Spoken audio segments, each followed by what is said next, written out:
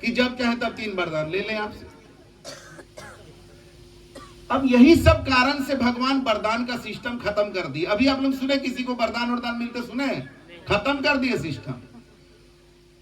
और वैसे ही भगवान जो है, ये जो जातिवादी लोग हैं और संप्रदायवादी लोग हैं, इन लोग से भगवान इसीलिए दूर रहते हैं कि भूमिहार को मिल जाएंगे तो बोलेगा जादव को मार दीजिए ना, बड़ा ही सब हमारे ऊपर ये करता है। जादव को मिलेंगे तो बोले भूमिहार राजपूत दोनों को खत्म कर दीजिए। ब्राह्मण को मिलेंगे तो कुछ और मांग लेगा। इसलिए ये कोई जातवाद वाले लोग जो हैं, इनको भगवान कभी नहीं मिलेंगे, समझ लीजिए। अब अगर आप लोग जातिवाद में विश्वास रखने वाले हैं तो आप जान लीजिए आपको भगवान नहीं मिलेंगे। मेरा चैलेंज है। अब किसी को बुरा लगता है तो लगे, हमको कोई परवाह नहीं है, क्योंकि हमें तो भगवान परमात्मा जो हैं हर क्षण हमें परमात्मा दर्शन देते हैं। लेकिन कब? जब हमने अपने जात को गंवा दिया, मिटा दिया और अपना सही जात को पहचान लिया। हम लोग का सही जात क्या है? मानव। परमात्मा ने बनाया एक जात, मानव जात। इसमें उपजाति बना दिया नारी और पुरुष। बस एक इतना ही वर्गीकरण परमात्मा ने किया है। अब बाकी वर्गीकरण जो है, इसको टुकड़ा टुकड़ा गैंग जो है, इसको टुकड़ा टुकड़ा में बांट दिया है। अब आज देश की राजनीति उस जगह पर पहुंच गई है जहां अब राजनीतिक मजबूरी किसी का हो गया है। वो कहता है कि जातीय जनगणना कराओ। वो जात के नाम पर एक्सपोज कर देना चाहता है समाज को। और एक वर्ग ऐसा है, उसमें भी जातिवादी लोग भरे पड़े हैं, लेकिन अब उसका राजनीतिक मजबूरी है कि जात के नाम पर मत बांटो। तो जात के नाम पर मत बांटो तो तुम अपना जात पहले अनाउंस करो। जो जाति जनगणना का बात करता है उसको भी अपना जात का पता नहीं है। और जो जाति में मत बांटो कहता है, वो कहता है कि मेरा जात तो नहीं छोड़ेंगे, लेकिन सबों के बीच समान भाव, सामंजस्य, खाक सामंजस्य लाओगे। आज भी कोई निम्न जाति के कोई घोड़ा पर चढ़ करके, घोड़ी पर चढ़ के बारात में जा रहा है, तो आज भी इस देश में उसको मारा जा रहा है। कैसे खत्म होगा ये जाति व्यवस्था? आज भी जात के नाम पर जो है लोगों को नीचे दिखाया जा रहा है। कैसे खत्म होगा? इसका एक ही उपाय है कि हम सबको अपना जो समाज ने जो जात में बांट रखा है उसको छोड़ करके परमात्मा ने जो बांट रखा है उसको स्वीकार करना पड़ेगा। परमात्मा का बंटवारा कैसा है? देखिए, परमात्मा ने जात को बनाया पुरुष और नारी, और दोनों को जीवन को ऐसा बना दिया कि एक दूसरे के बिना दोनों का काम चलेगा ही नहीं। जाओ, पुरुष लोग में भी एक से एक अहंकारी लोग हैं जो महिलाओं को तुच्छ समझते हैं, और महिलाओं में भी एक से एक अहंकारी है जो पुरुष को नौकर बना करके रखना चाहती है। लेकिन परमात्मा का खेला ऐसा है कि दोनों का एक दूसरे के बिना काम ही नहीं चलेगा। तो परमात्मा जब बांटते हैं तो ऐसा बांटते हैं कि उसको फिर एक करने का रास्ता भी बना देते हैं। तो नारी और पुरुष में तो बांट दिए, लेकिन दोनों को फिर एक करते हैं और वो एक सही परिवार बनता है, जो पूरे मानव समाज का पूरे विश्व में यूनिट है परिवार। इंडिया हो या अमेरिका हो या इंग्लैंड हो या अफ्रीका हो, सब जगह मनुष्य परिवार के यूनिट में है। और उस यूनिट का धुरी क्या है? नारी और पुरुष। ऐसा है परमात्मा का। बांटने वाले और मिलाने वाले दोनों वो हैं। और आदमी जो बांटता है वो ऐसा बांटता है कि वो नफरत का जो आग है वो बुझने का नाम ही नहीं ले। हिंदू संप्रदाय को जातियों में इस तरह से बांट दिया गया। और फिर बात करते हैं हिंदू का, हिंदुत्व का, हिंदू समाज का, हिंदू गौरव का। जब तक ये जात पात का कूड़ हिंदू समाज पर रहेगा तब तक कुछ भी भला होने वाला नहीं है हिंदू समाज का। और कुछ लोग ऐसे हैं जो जात से ही अपना अस्तित्व समझते हैं। जात को खत्म करने का बात करो तो उनको लगेगा कि उनका अस्तित्व ही खत्म हो जाए। तो गुरु के कृपा से हमने अपने जीवन में इन चीजों को मिटाया। आप हमसे पूछिएगा कि आप कौन संप्रदाय के हैं, बहुत लोग पूछते हैं हमको, अच्छा बाबा आप किससे जुड़े हैं? हम बोलते हैं हम तो भगवान से जुड़े हैं। नहीं नहीं, वो तो हम भी जुड़े हैं। बोले आप जुड़े होते तो आपका ऐसा प्रश्न ही नहीं होता, आपका प्रश्न गलत है। बोला कैसे, आप बुरा मान के लगता है? हम बोले नहीं, बुरा नहीं माने हैं, तुम्हारा जात पात का इतना आदत खराब हो गया है ना कि तुम साधु को भी जात में बांटना चाहते हो, साधु का जात जानना चाहते हो। जात न पूछो साधु की, साधु का जात मत पूछना, पूछ लीजिए ज्ञान। मोल करो तलवार की, पड़ी रहन दो म्यान। अरे म्यान से क्या लड़ाई करिएगा? म्यान तो आप लेके हाथ में रखिएगा तो लाठिए से मार देगा, लेकिन अगर आपके पास तलवार है, उसका मोल आप समझते हैं, तलवार चलाने आता है तो कितना लाठी वाले को देख लीजिएगा। शक्ति तलवार में है, म्यान में नहीं। तो ये जात पात ये सब तो बाहरी आडंबर है, तुम्हारा बाहरी बनावटी बना है, और तुम इसी को लेकर के झूल रहे हो जिंदगी भर। मेरा जात तेरा जात कर रहे हो और भगवान को खोज रहे हो। नहीं मिलेंगे तुमको, कभी नहीं मिलेंगे, इतना भी नाक रगड़ने रगड़। तो मेरा कोई जात नहीं है, मेरा एक जात है, मानव जात, जो सत्य जात है उसको हमने पहचाना, अपना झूठा जात को हमने गंवा दिया। अच्छा तो आप मतलब हिंदू बाबा हैं? अरे नहीं, हम हिंदू नहीं हैं। तब मुसलमान है क्या? नहीं, मुसलमान भी नहीं है। तो लग रहा है ये सिख वाला टोपी तो सिख। सत श्री अकाल। हाँ सत श्री अकाल, लेकिन हम, तुम जो सिख समझ रहे हो वो सिख हम नहीं है। सिख जो शब्द बना है वो शिष्य से बना है, तो हम शिष्य तो हैं अपने गुरु के। हिंदू शब्द जो बना है वो हिंसा से दूर इसके लिए बना है। कोई कहता है सिंधु से बना है, वो उसका परिभाषा होगा। मेरा परिभाषा हिंदू मतलब जो हिंसा से दूर रहे, और ये मैच करता है। वैष्णव जन तो ते मेरे कहिए, जो सिंधु किनारे रहे वो नहीं कहा गया है। वैष्णव जन तो ते मेरे कहिए, जो पीर पर आई जानी रे। जो दूसरे का दर्द को समझेगा वो हिंसा करेगा क्या? हाँ, एक कंडीशन में हिंसा का जस्टिफिकेशन किया जा सकता है, जब कोई आपके जान पर आघात करे या किसी महिला के इज्जत पर आघात करे, उस समय हिंसा को जस्टिफाई किया जा सकता है। अब देश के सीमा पर जो सैनिक है वो अगर गोली चलाता है और कोई मर जाता है दुश्मन का सैनिक, तो इसको हत्या नहीं कहते हैं, ये तो देशभक्ति है। और अगर इस प्रक्रिया में वो मर जाता है तो ये नहीं कहते कि वो सैनिक मारा गया, ऐसा नहीं कहते हैं। सैनिक शहीद हो गया, वो उसका अलग दर्जा ही है। उस मौत का और उस मारने का दर्जा ही अलग है। अदरवाइज अपने देश की रक्षा मतलब वो भी देश हमारा पहचान है, वो मिट्टी के हैं, वहां से हम हैं, उसकी रक्षा अगर नहीं की जाएगी तो सत्संग हो पाएगा क्या? तो धर्म का पालन हो, इसके लिए जगह की भूमि की रक्षा जरूरी है। तो आत्मरक्षा में अगर आप तलवार उठाते हैं, बंदूक उठाते हैं, आत्मरक्षा में, चाहे वो रक्षा आपकी जान का हो या किसी नारी के इज्जत का हो या आपके देश की सरहदों का हो,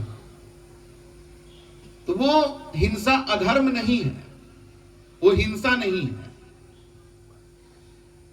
तो हमारा धर्म क्या है? अहिंसा। हमको चलना किस पर है? अहिंसा के मार्ग पर।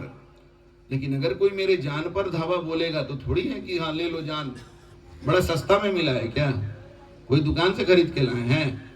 अरे भाई मोबाइल कोई छीने तो दे दें, नहीं दे दें, ले जाओ भाई, मारपीट काहे के लिए करोगे? ले जाओ मोबाइल। घड़ी लेना है ले जाओ, जान थोड़ी दे देना है वैसे करके। जब जान पर बनाएगी तब तो पूरा जान लगा देना है। अब उसमें हिंसा और अहिंसा का कोई डेफिनेशन वहां नहीं है, वो आत्मरक्षा है, वही धर्म है हमारा। तो मेरे हिसाब से हिंदू का मतलब ये हुआ कि जो दूसरे का दर्द समझे, तो जो दूसरे का दर्द समझेगा वो किसी को छोटी बातों पर हिंसक नहीं हो सकता है। जो दूसरे का दर्द समझेगा वो मुर्गा का गर्दन काट के उसका चमड़ा उधेड़ करके नहीं खाएगा। जो दूसरे का दर्द समझेगा वो बकरा में कर रहा है, उसका गर्दन काट करके, गर्दन कटा हुआ बकरा का मुंडी देखे हैं आप लोग? उसका आंख ऐसा लगता है ना जैसे कि वो पूछ रहा है, बोल रहा है, वो इतना दुख उसके आंख में भरा रहता है उस समय में। आप लोगों में से कोई है ऐसा जो मुर्गा कटा हुआ, बिना गर्दन कटा हुआ, मतलब बिना सिर का मुर्गा को उड़ते देखा है कोई? आप देखे हैं, हम भी देखे हैं। मेरे आंख के सामने मुर्गा को काटा जा रहा था, बच्चा थे हम उस समय। गर्दन काट दिया जैसे, तब तक मुर्गा इतना छटपटाता है गर्दन काटते समय कि क्या कहें। अब जो काट रहा था ना उसके हाथ से छूट गया, मुर्गा छूट गया, तो बिना सिर का मुर्गा को हम उतना ऊंचाई तक उड़ते हुए देखे हैं। सोच लीजिए कि जिस समय उसका गर्दन काटा जा रहा था उस समय उसके पूरे बदन से, उसके पंख से कितना छटपटाहट का संदेश गया था ब्रेन में, और ब्रेन उसको मैसेज दिया था फड़फड़ाने का। वो ब्रेन कट कर अलग हो गया, लेकिन उस मैसेज पर उड़ता रहा और एक बार जाकर के धमाक से गिर गया उसके। कभी आपने महसूस किया उस तड़प को? एक निरीह प्राणी को आप इस तरह से हत्या करके खाते हैं। आप में इतना पुरुषार्थ है, आप इतने ताकतवर हैं, इतने होशियार हैं, तो शेर का मांस खाइए, बाघ का मांस खाइए, बकरा का मांस खाते हैं, मुर्गा का मांस खाते हैं, और मछली को खा जाते हैं और उसका मजाक भी उड़ाते हैं। एक एफएम रेडियो पर प्रोग्राम आता है, मुर्गा बनाया। ये क्या है? मुर्गा का मजाक ही ना हुआ, बेवकूफ बना के कहता है मुर्गा बनाया। और स्कूल में टीचर लोग जो मुर्गा बनाते थे, मुर्गा बनो मुर्गा बनो, मुर्गा का मजाक ही तो उड़ा रहे हैं। और बकरा का कोई रिक्वेस्ट करता है तो कहता है क्या बकरा के जैसे मिमिया रहे हो। बकरा को खा भी जाता है और उसका मजाक उड़ाता है। और मछली पकड़ना मतलब फंसाना। मछली पानी में अपना तैर रही है बेचारी आनंद से, जल ही तो उसका जीवन है, जल ही उसका घर है, अपने घर में है। और ये पापी आदमी जाल बिछाता है चुपके से। बेचारी मछली को कुछ पता नहीं है। अब वो रात के समय में चलते चलते जाल में जाकर के फंस जाती है। अरे ये क्या आ गया? अब उधर से भागती, इधर से भागती, चारों तरफ से जाल बिछा करके रखा हुआ है। और उसके बाद ये लोग आते हैं, पापी लोग, और आकर को जाल को लपेट सपेट करके जहाज में भर लेते हैं। हजारों हजारों मछलियां एक बार में पकड़ते हैं जाल के द्वारा। इतना बुद्धि बढ़ गया है और पाप भी इतना बढ़ गया है। तो एक दिन तुम्हारे घर में भी कोई जाल बिछाएगा और तुमको भी वैसे ही धोखा दे करके उड़ा देगा। होगा ये, हम बता दे रहे हैं। क्योंकि 4 वेद 6 शास्त्र में बात लिखा है दोए। 4 वेद और 6 शास्त्र का निचोड़ निकालिएगा ना तो 2 बात निकल करके आएगा। सुख देते सुख होत है, दुख देते दुख होए। दुख देने वाला को दुख ही मिलेगा, ये बात समझ लीजिए। भगवान के घर में देर है, अंधेर नहीं है। आज तुम जिसको टॉर्चर कर रहे हो, सता रहे हो, जिसकी हत्याएं कर रहे हो, उसकी आह भगवान तक जा रही है। उनका फैसला होने में थोड़ा देर होता है, लेकिन होगा। और जिस दिन होगा उस दिन शायद तुम कहीं के लायक नहीं रह जाओगे। अब पछतावे होत क्या जब चिड़िया चुग गई खेत। समय निकल गया तब पछता के कुछ नहीं होगा। आपके किसी अपने का कोई हत्या कर दे, हत्या करके भाग जाए और सोचे कि हम तो हत्या भी कर दिए और बच के निकल गए, मजा आ गया एकदम। और तब पकड़ते पकड़ते पुलिस जो है किसी दिन उसको पकड़ लेती है, 6 महीना 1 साल बाद पुलिस कहीं से उसको ढूंढ निकालती है, और तब वो आपको कहता माफ कर दीजिए ना, माफ कर दीजिए ना। कर दीजिएगा? कर देना चाहिए। वही गति होगा। आज पुलिस को देखते हैं ना, कभी कभी बड़ा अच्छा लगता है। कोई कांड होता है, उसका 1 साल 2 साल 3 साल बाद दिल्ली में कांड करके भाग के हैदराबाद में जाकर छुपा हुआ है, वहां से निकाल करके ले आती है। तो जब भारत सरकार की पुलिस, जिसको हम लोग इतना गाली देते हैं, बदनाम करते हैं, वो ऐसा कर सकती है, तो परमात्मा की पुलिस का क्या कहना है? बच नहीं सकते। समझ लीजिए, परमात्मा के नियमों का उल्लंघन करके आप बच नहीं पाएंगे।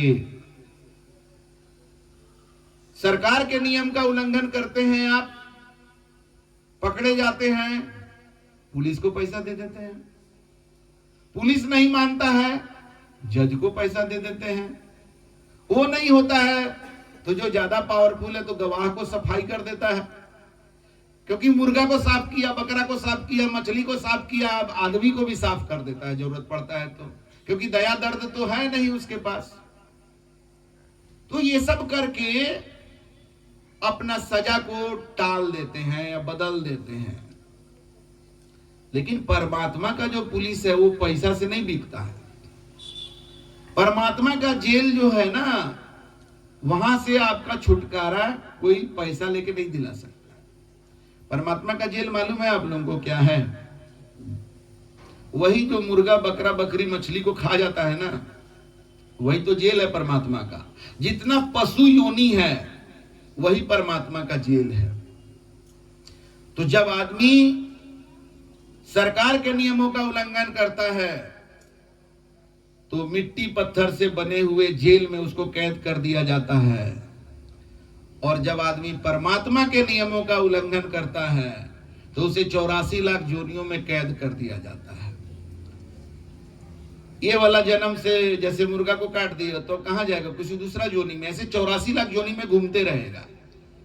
तो कुछ लोग कहता है कि हाँ तो मुर्गा भी तो पाप किया था। अच्छी बात है, बात सही है। आज जो मुर्गा है वो भी कभी आदमी था, अपने पाप के चलते हुए मुर्गा बना है, 84 लाख जोनी में सजा भोग रहा है।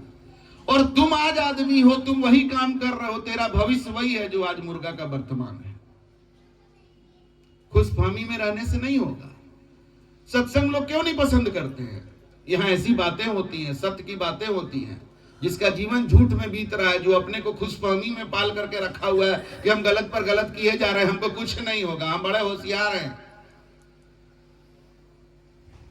तो यहां जब ऐसी बातें होती हैं, सत्य की बातें होती हैं, तो बुरा लगना स्वाभाविक है। तो सत्संग में मजा नहीं आता है। लेकिन जिनको सत्य का आनंद पता है कि क्या है, उनको तो सत्संग में आनंद आता है। जैसे अगर ये हमें समझ में आ जाए कि हम आज मुर्गा को काट रहे हैं तो हमें भी इसका सजा मिलेगा, ये अगर आप समझ गए ना, तो आपके जीवन में बड़ी शांति आ जाएगी कि वाह, ऐसा परमात्मा का ये रचना है, क्या कमाल का सृष्टि है परमात्मा का। एक मुर्गा जो FIR नहीं कर सकता है, एक मुर्गा जिसका कोई साथ देने के लिए नहीं है, उसके साथ लाठी डंडा गोली लेकर के उसको हम मार देते हैं, उसका भी हिसाब किताब लेने वाला सिस्टम है। तो अगर मेरे साथ भी कोई ऐसा गलत करेगा तो उसको भी इसका सजा मिलेगा। ये तो बड़ा अच्छा नियम है। अब आपको अच्छा लगने लगेगा। यही अंतर है। जब हम सत्य को अच्छी तरह से समझ जाते हैं ना, तब हमें सत्य से आनंद आने लग जाता है। एक बार हम स्कूल पीरियड में, हमको एक बहुत बड़ा घाव हो गया था। ऐसा घाव हो गया था ना कि हमको चला ही नहीं जाता था, इतना भयंकर हड्डी पर घाव हो गया। तो मेरा एक दोस्त आया तो बोला कि ये सब तेरा खुदरा पाप है, उसी का तुमको सजा मिल रहा है। तो हम बोले कि बहुत अच्छा बताए तुम, लेकिन दोस्त याद रखना, हमको अगर ये पाप का सजा मिल रहा है तो तो याद रखना तुमको भी किसी दिन मिलेगा, और वो दिन दूर हो सकता है क्या? मिलना ही है। इतना सजा मिला, हम भी बोले कि दोस्त क्या करोगे, ये तो परमात्मा का नियम है ना, जो जैसा करेगा वैसा भरेगा। हम वैसा किए थे तो हम घाव के रूप में भरे, तुम कोई किए तो तुमको इस रूप में भरने का है। तो जो करेगा सो भरेगा। बोया पेड़ बबूल का, तो आम कहां से होए। आज ये जीवन में हम लोग एक तरह से देखिए तो सब खेतीहर हैं। हम जो खेती करते हैं, बोते हैं, वही हम लोग काटते हैं। क्या चीज का खेती आप कर रहे हैं, क्या चीज आप बो रहे हैं, कैसे हम लोग बोते हैं? विचारों से बोते हैं। हमारे अंदर कैसे विचार हैं, वाणी से बोते हैं। आप लोग यहाँ जो बैठे हैं, आप लोग इससे ना वाकिफ नहीं होंगे, आप लोग जरूर इससे वाकिफ होंगे कि कोई कोई आदमी इतना खराब ढंग से बात करता है कि आपको बड़ा दिल में चोट लग जाता है। तो उसने क्या बोया आपके दिल में? तकलीफ। उसका वाणी आपके दिल में लगा और आपको दुख हुआ। कितना दुख होता है। आदमी वहां से चला जाता है, घर चला जाता है, वहां भी जाकर याद कर करके दुखी होता रहता है। हमको ऐसे बोल दिया, हमको ऐसे बोल दिया। मन तो कर रहा है कि मारिए दें उसको अभी जा करके। उस समय हम छोड़ दिए। अच्छा काहे छोड़ दिए उस समय? अरे इतना घटिया बात बोला ना कि हमको जवाब नहीं कुछ सोचा कि क्या बोले हम। भाई जिसको घटिया बात बोलने का आदत है उसका तो अभ्यास है, लेकिन शरीफ लोगों को उस तरह का बात का अभ्यास नहीं रहता है। तो शरीफ लोगों को जब घटिया आदमी मिल जाता है, उस तरह का बात बोल देता है, तो जवाब ही नहीं दे पाता है और फिर बाद में दुखी होते रहता है। हमको ऐसे बोल देना चाहिए था, हमको ऐसे कर देना चाहिए था, अभी जा रहे हैं, अभी मारेंगे, लेकिन फिर रुक जाता है। कितना सीलता रहता है दिल में किसी का बुरा बात। और बात बुरा कब लगता है? जब कोई आदमी ऐसा बात बोलता है कि अपने को ऊंचा कर देता है और आपको नीचे कर देता है। मतलब अहंकार से भरा हुआ बात हमें चोट पहुंचाता है, दिल में दुख पहुंचाता है। तो हम लोग अपने वाणी से दुख बो रहे हैं दूसरे के जीवन में, तो हम क्या काटेंगे? दुख ही तो काटेंगे। और अपने कर्मों से कोई किसी का इज्जत ले रहा है, कोई किसी का जान ले रहा है, कोई किसी का पैसे ठग ले रहा है। आजकल साइबर क्राइम सुन रहे हैं ना, बेचारा भोला भाला आदमी को फोन करके कह देता है कि आपका बिजली कनेक्शन कटने वाला है, बिजली विभाग से बोल रहे हैं, एगो लिंक भेज रहे हैं, उसको ऐसे कर दीजिए नहीं तो कट जाएगा। अब आदमी घबरा जाता है और जहां लिंक को टच किया पैसा गायब। बताइए, ठगा जा रहा है। तो ये लोग को आपको क्या लगता है कि वो ठग करके सोच रहे कि हम बड़ा अच्छा काम कर दिए, उनको कोई सजा नहीं मिलेगा? मिलना नहीं चाहिए कि नहीं मिलना चाहिए? तो उसी तरह से हम भी कुछ गलती करते तो हमको मिलना चाहिए कि नहीं? एकदम मिलना चाहिए। और हमको तो जब जब जीवन में तकलीफ आया है हमको बहुत अच्छा लगता है। कुछ गलत किए होंगे तो मिल रहा है, लेकिन मजेदार बात है कि हमारे साथ भी जो गलत किया है उसको भी मिलेगा। इसका मतलब सही है। तो ये मन, वचन और कर्म, ये तीन चीज जब हमारा एक लाइन में आ जाता है। अब जैसे लोग जान गए कि हमारा विचार सही होना चाहिए, हमारा बोली सही होना चाहिए, हमारा कर्म सही होना चाहिए, तो सबसे फाइनल तो कर्म है। कर्म को सही करना सबसे मुश्किल काम है। तो आदमी क्या करता है? अपना बोली को पहले मीठा कर लेता है। माया महा ठगनी हम जानी, बोले मधुरी बानी। तो मीठा मीठा बात करना सीख जाता है। तो वचन तो मीठा बोल रहा है, लेकिन अंदर विचार बहुत खतरनाक चल रहा है। और समय आएगा तो कर्म भी एकदम खतरा वाला कर देगा, अब बात मीठा करेगा। तो मन कुछ, वचन कुछ, कर्म कुछ, तो क्या होगा उसके जीवन में? वो त्रिवेणी अपने अंदर बहाना है। उस त्रिवेणी में अपने जीवन को नहलाना। वो त्रिवेणी क्या है? गंगा, जमुना और सरस्वती का त्रिवेणी का इतना महिमा जानते हो, थोड़ा ये महिमा जान लो कि तुम्हारा मन, वचन और कर्म तीनों जब एक में मिल जाएगा एक दूसरे में, तीनों एकम एक हो जाएगा। जैसा विचार वैसा बोली और वैसा ही कर्म। सच्चा विचार, अहंकार रहित बोली और सत्कर्म, तीनों जब तुम्हारे जीवन में हो जाएगा, इस त्रिवेणी में जब तुम स्नान करने लगोगे ना, तो मुक्ति तुमको तो मिलना ही है। मुक्ति और कहते किसको है? मुक्ति किसको कहते हैं? मुक्ति का मतलब होता है मुक्त होना। किस चीज से मुक्त होना ये पता है? मुक्ति मुक्ति लोग कहते हैं, लेकिन मुक्त हमको किस चीज से मुक्त होना ये पता ही नहीं है। कुछ लोग कहते हैं मर जाते ना तो मुक्त हो जाते। इतना आसान है मुक्ति, मर जाओगे तो मुक्त हो जाओगे। लेकिन हाँ, मरने से मुक्ति मिलता है। क्या चीज से? शरीर से। मर गए तो शरीर छूट गया। अब शरीर को लोग ले जाके क्या करेंगे? जला देंगे, दफना देंगे, कुछ भी कर देंगे। तो शरीर से तुम्हारा मुक्ति तो मिल गया। अब वो शरीर का कुछ भी हो रहा है, तुमको दर्द पता नहीं चल रहा है। ऐसे वो शरीर जब हमारे साथ है तो एक इंजेक्शन भी दिया जाता है तो बड़ा दर्द होता है। हम कई बार डॉक्टर के पास इसलिए नहीं जाना चाहते हैं कि वो जांच लिख देगा, और जांच लिखेगा तो ब्लड लेगा, हमको यही प्रॉब्लम हो जाता है। तो सोचिए, आप लोग को होता है कि नहीं? किसी को पसंद है कि सुई चुभाई जाए उसके नस में? तो इस तरह से हमारे शरीर से हमारा जुड़ाव है। मर जाने के बाद खत्म हो जाता है, उस शरीर को जला दिया जाता है। कहां चिल्लाने का आवाज आता है आत्मा का कि आत्मा चिल्ला रहा है, उसको जलाया जा रहा है। तो मरने से शरीर से मुक्ति होता है, लेकिन हमारा जीवन, हमारी आत्मा मुक्त नहीं होती है मरने से। कैसे बताते हैं? सदगुरु कबीर की वाणी है, मन मुई न माया मुई, मरी मरी गया शरीर। शरीर तो बार बार मरता रहा, तुम जितना बार जन्म लेते रहे शरीर मरता रहा, लेकिन तुम्हारा मन तो मरा ही नहीं और तुम्हारी माया तो मरी नहीं। आशा तृष्णा नाम हुई, तुम्हारे जीवन में आशा लगा ही रह गया, तुम्हारे जीवन में तृष्णा बना ही रह गया। आशा तृष्णा नाम हुई, कह गए साहेब कबीर। कबीर साहब ने यही बात बता दिया कि तुम मरना किसको है, मुक्ति कब मिलेगी? जब मेरा मन मरेगा।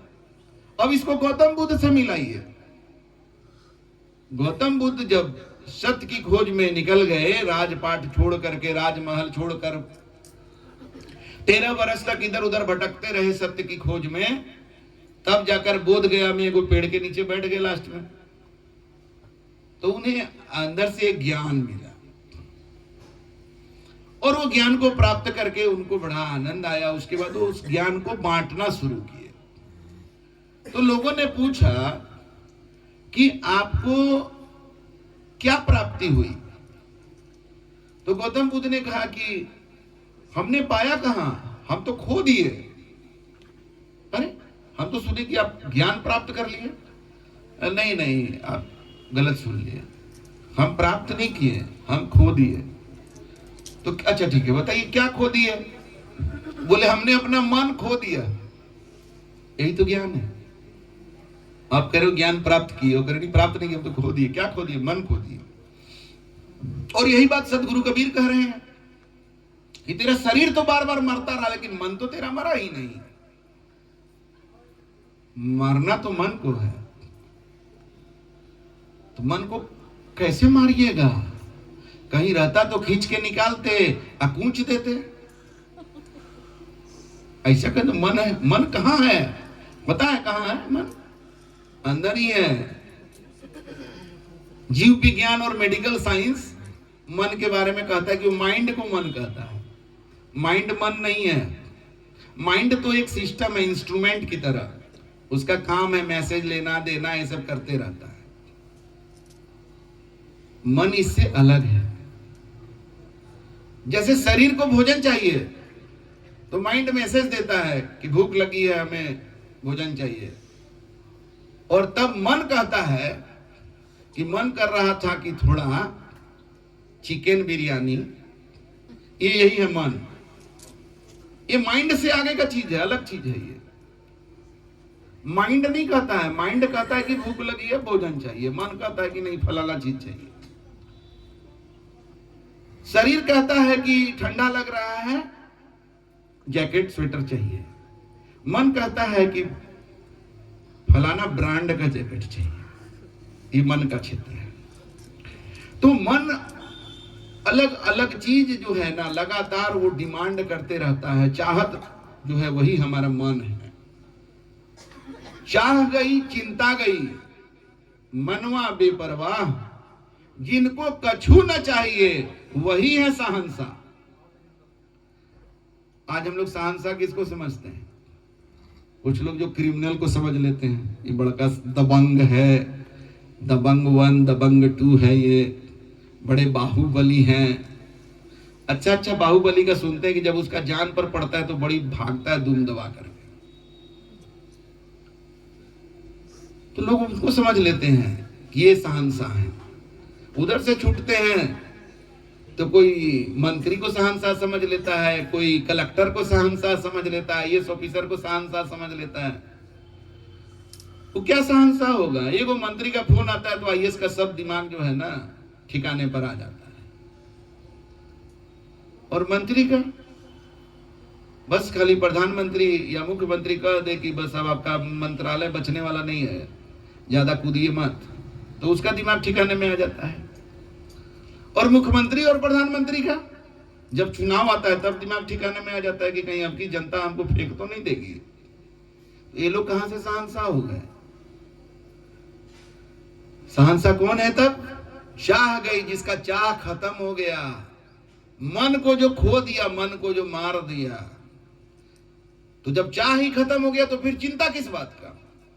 चिंता तो हमें तब होता है जब हमारा चाहत होता है, पता नहीं ये वाला चाह मेरा पूरा होगा कि नहीं होगा, कैसे होगा नहीं होगा, हो भी रहा है तब भी डाउट, अभी तो शुरू हुआ है, पता नहीं लास्ट तक क्या हो जाएगा। तो चाह के साथ चिंता जुड़ा हुआ है। चाह गई चिंता गई, मनवा बेपरवाह, तब मन बेपरवाह हो जाता है, किसी का फिक्र नहीं है। जिनको कछु न चाहिए वही है शहंशाह। जिनको कुछ चाहिए वो क्या है? भिखमंगा है। भीख मांगने का स्टैंडर्ड अलग अलग है। कोई कटोरा लेके मांग रहा है, और कोई जो है जाके किसी को पटिया रहा है, विधायक को, सांसद को, मंत्री को। और ऐसे विधायक भी पटियाता है, वो मुख्यमंत्री को पटियाने जाता है कि मंत्रालय मिल जाए, सब पटियाने में लगा हुआ है। और तो और लोग भगवान को भी पटियाने में लगे हुए हैं। ये भगवान जी, अभी मेरा बचवा का इतना % मार्क्स आ जाएगा तो लड्डू चढ़ाएंगे फलानवा मंदिर में। हनुमान जी का मंदिर है तो लड्डू चढ़ा देंगे, शंकर जी का मंदिर है तो दूध चढ़ा देंगे। कभी अपने से पूछा कि हनुमान जी को लड्डू का कमी है क्या, कि तेरा लड्डू के लिए तेरा बच्चा को पास करा देंगे? भाई पास करा दो, नहीं तो लड्डू नहीं मिलेगा तो फिर हम कैसे रहेंगे? या शंकर भगवान को दूध का कमी है, तेरा दूध चढ़ाने का इंतजार कर रहे हैं कि आ जाओ, बड़े प्यासे हैं, दूध नहीं है मेरे पास, पीना है। हाँ अच्छा, तुम्हारा बच्चा को पास करा, ठीक है करा देते हैं, दूध दे देना। क्या खेला है ये भगवान के साथ? क्या समझ लिए हो भगवान को? जरा सोचो। अपने स्वार्थ में इतने अंधे हो गए हो। तुम्हारा बिजनेस करने का इतना प्रकृति हो गया है, लेन देन। कहीं शादी में जाना है, अच्छा वो कितना दिए हैं हमारे बेटी का शादी में, अब डायरी निकालो, अच्छा वो 151 दिया है, वो आया था पूरा परिवार खाने के लिए, 151 दिया है, हम भी साले को 151 देंगे। बताओ ना, रिश्ता नाता का कोई महत्व है क्या? रिश्ता नाता निभा रहे हो तुम। और कुछ लोगों को तो हम ऐसा भी जानते हैं जो कहीं से कुछ गिफ्ट में मिलता है उसको रख लेते हैं, इसका गिफ्ट उसको, उसका गिफ्ट इसको करते रहते हैं। गिफ्ट का भी क्या स्टैंडर्ड हो गया है? रिश्ता प्रेम का होना चाहिए भाई। वो 151 दिया, उसका सोच है, तुमको उसके प्रति कैसा भाव है वैसा तुम दो। तो इस तरह से बिजनेस करने का, लेन देन, हिसाब किताब का आदत बन गया है कि भगवान के साथ भी वही लेन देन चाहते हैं, और पता ही नहीं कि भगवान को ये सब लेन देन से कोई लेना देना ही नहीं है, करते रहो लेन देन। तो क्या होता है, रिजल्ट क्या है इसका? अब बहुत सारे लोग हैं, सब अधिकतर लोग का तो कहानी यही है, भगवान ये करा दीजिए ना हम ये देंगे, भगवान वो करा दीजिए ना हम वो देंगे, ये कराइए ना हम मंदिर में कुछ काम करवा देंगे। तो कुछ लोग का तो पूरा होगा ही ना। तो कहता है कि हाँ देखिए अभी हम फलाना जगह मन्नत मांगे थे, मेरा पूरा हो गया, अब हम जाएंगे वहां मन्नत पूरा करने, वाला पूरा करने के लिए। हम तो छठ करने वाले लोग से पूछते हैं अच्छा, आप छठ क्यों करते हैं? आज तक 99% लोग यही जवाब दिया था कि एगो मन्नत मांगे थे तो पूरा हो गया था, यही जवाब मिलता है। तो तुम छठ करके क्या कर रहे हो छठी मैया के लिए? वो मन्नत पूरा करने का उनका क्या रिवार्ड दे रहे हो? क्या हो रहा है तुम्हारे छठ करने से छठी मैया को? कभी सोचा? अरे पूजा पाठ तो प्रेम से करने का चीज है। परमात्मा ने हमें जो दिया है उसके लिए हर श्वास पर हमें परमात्मा का शुक्रिया अदा करना है, धन्यवाद देना है, उनका सुमिरन करना है। जो तुमने हमें दिया है उसके लिए क्या देंगे, ये दे दो वो दे दो। अरे जो दिया उसके लिए तुम क्या कर रहे हो? तो क्या दिया परमात्मा ने? सबसे बड़ा चीज हमें ये जीवन दिया। ये जीवन दे दिया तो यही जीवन से हमें ज्ञान भी मिला, यही जीवन से घर भी बनाए, यही जीवन से परिवार बनाए, यही जीवन से समाज में इज्जत बनाए। तो सब किसका है? सब परमात्मा का है। लेकिन जैसे जैसे ये सब चीज बनने लगता है तुम बीच में मैं बन करके चले आते हो। देखिए ये मैंने जितना दूर दिखाई दे रहा है ना, सब मेरा जमीन है। ऐसा बहुत लोग को कहते सुने हैं। ये देख लीजिए, जितना दूर दिखाई दे रहा है ना, मेरा ही जमीन है। कहां से लेके आया था तुम वो जमीन? काहे नहीं बोलता है कि ये मेरा बाप दादा की तरफ से मिला? तुम कहां से बीच में टपक गया? और बाप दादा को कहां से मिला? अरे जीवन जब परमात्मा का दिया हुआ है तो इस जीवन में जो चीज तुम पाए हो सब परमात्मा का है। और सब के लिए जो है उसके लिए परमात्मा को बंदगी करते रहो, बंदगी पल पल बंदगी करते रहो। तो जो नहीं दिया है वो स्वतः तुम्हें मिल जाएगा। जो भी कमी होगी वो स्वतः देंगे। बैंक वाला लोन कैसे देता है क्या अरुण जी? सिबिल कहता है उसको ना, सिबिल देख करके लोन देता है। बहुत लोग लोन लेना चाहते तो कहते नहीं इसका सिबिल खराब है। क्या सिबिल खराब है? पहले जो लोन दिया था ना, तो वो लिया था उसका अभी नहीं सधाया है। ये सब सिबिल खराब वाले सब जो है ना, ये बैंक वो बैंक दौड़ते रहते हैं, प्राइवेट बैंक ये बैंक, कोई दे दे लोन, सिबिल खराब है उसका, बढ़िया बैंक उसको लोन नहीं देगा। तो ये सिबिल खराब वाला सब, ये मंदिर वो मंदिर वाले भगवान जी नहीं समझ पा रहे हैं, हमको पकड़ गए हैं तो चलो वो वाला मंदिर चलेंगे, वो वाला तीरथ, ये वाला बाबा, वो वाला बाबा करते रहता है और सिबिल अपना खराब कर लिया है। परमात्मा ने जो दिया है उसका रिटर्न तुम क्या दे रहे हो? उसके रिटर्न में जब तुम श्वास श्वास पर नाम लो, वृथा श्वास ना जाए, ना जाने यह श्वास को आवन होए ना होए। अरे जो दिया है तुम इतना लंबा चौड़ा जो मांग रख रहे हो भगवान के पास, तेरा खुद का ठिकाना है क्या?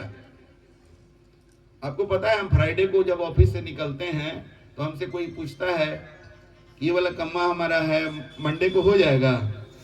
तो हम कहते हैं कि अगर जिंदा रहे और ऑफिस आ गए तो कर सकते हैं।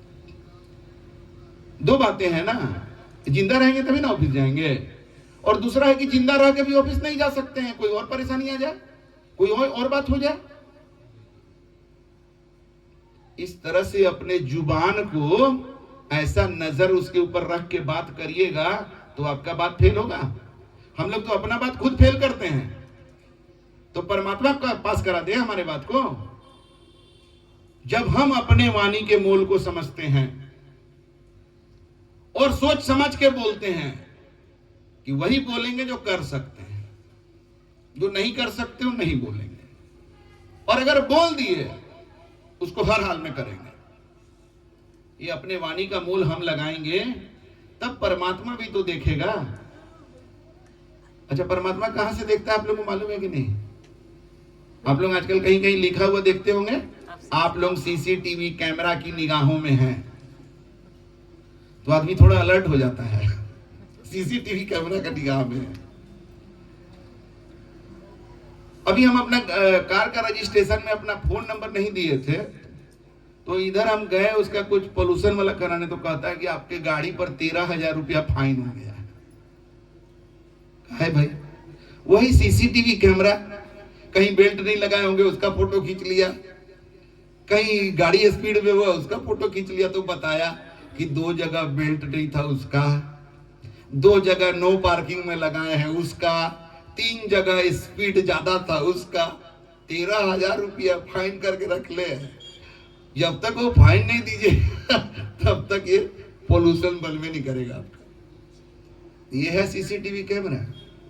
तो आदमी का बनाया हुआ सीसीटीवी कैमरा, बताइए हाईवे पर गाड़ी चला रहा है और कैमरा देख लिया और उधर डाल दिया, जा बेटा फाइल इसका हो गया। तो परमात्मा का कैमरा से डरना चाहिए कि नहीं डरना चाहिए? कहाँ है परमात्मा का कैमरा? अरे हम लोग का जो ये आंख है ना, ये परमात्मा का ही कैमरा है। कोई भी काम आप करें तो आप तो देख रहे हैं ना, आपके अंदर, अब आपके अंदर बोले थोड़ा दुख लगेगा, मेरे अंदर मेरा बाप बैठा हुआ है और वही बाप संजोग से आप लोग का भी है। परमात्मा सबका बाप है, बेटा काहू का नहीं। और बेटा बन के जो घूम रहा है वो तो परमात्मा नहीं। परमात्मा बेटा नहीं होते, परमात्मा बाप होते हैं। अब इसका अर्थ को समझना पड़ेगा।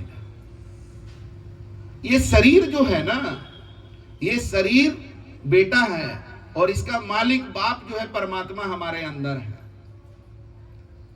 कैसे मान लें आपका बात कि शरीर बेटा है, अंदर में मालिक बैठा है? अरे भाई मुर्दा किसको कहते हैं?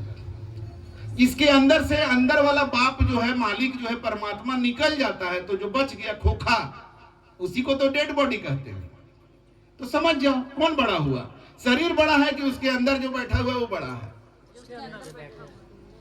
और आप उसी को ढूंढ रहे हैं जाकर के नदी में, पेड़ में। ये बरगद का पेड़ से औरत सब जाके मांगती है हमारे पति का रक्षा करना। क्या करेगा बेचारा, वो तरस खाता होगा। हम क्या करें तेरा पति का रक्षा, बताओ ना।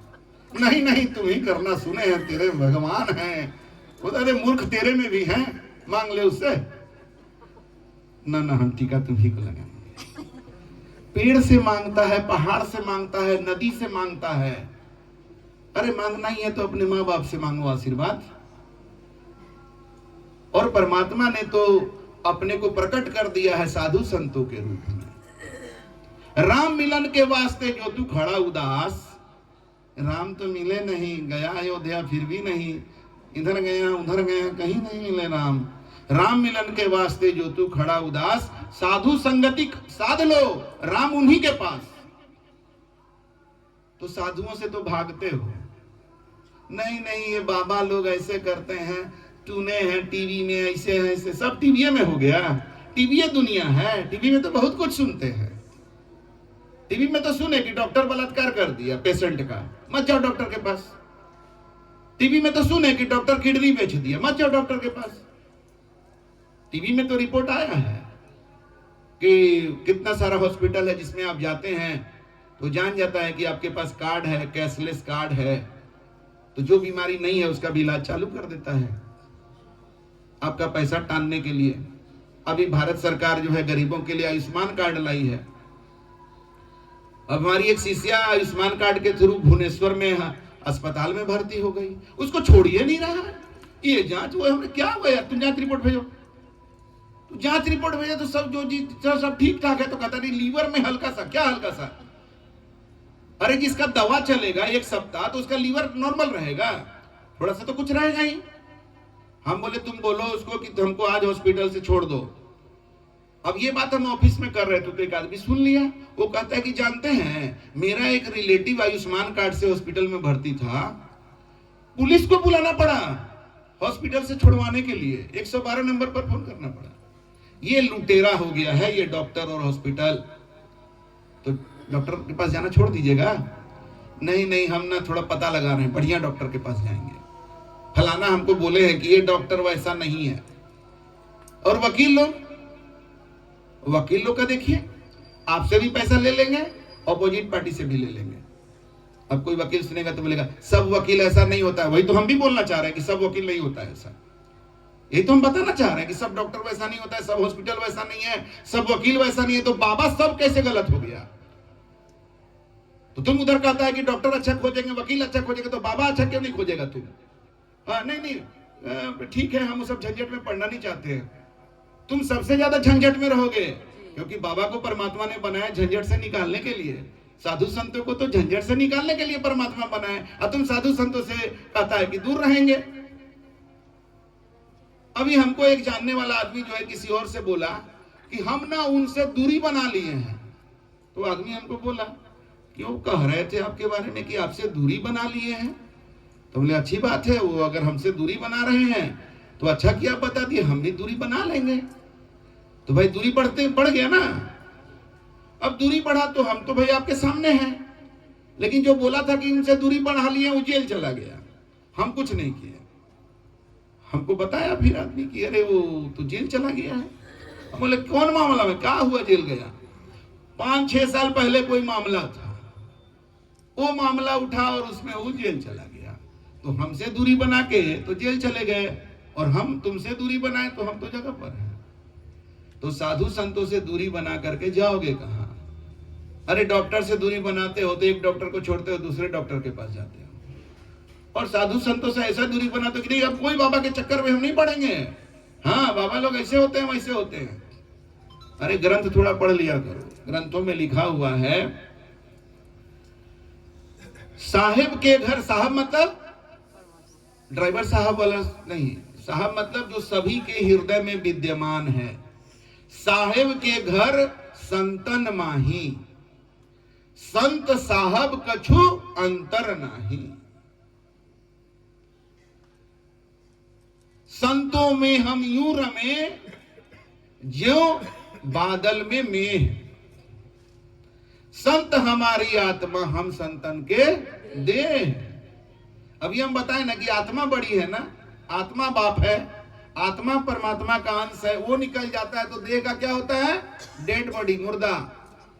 और मुर्दा को क्या किया जाता है? जमीन पर लेटा दिया जाता है।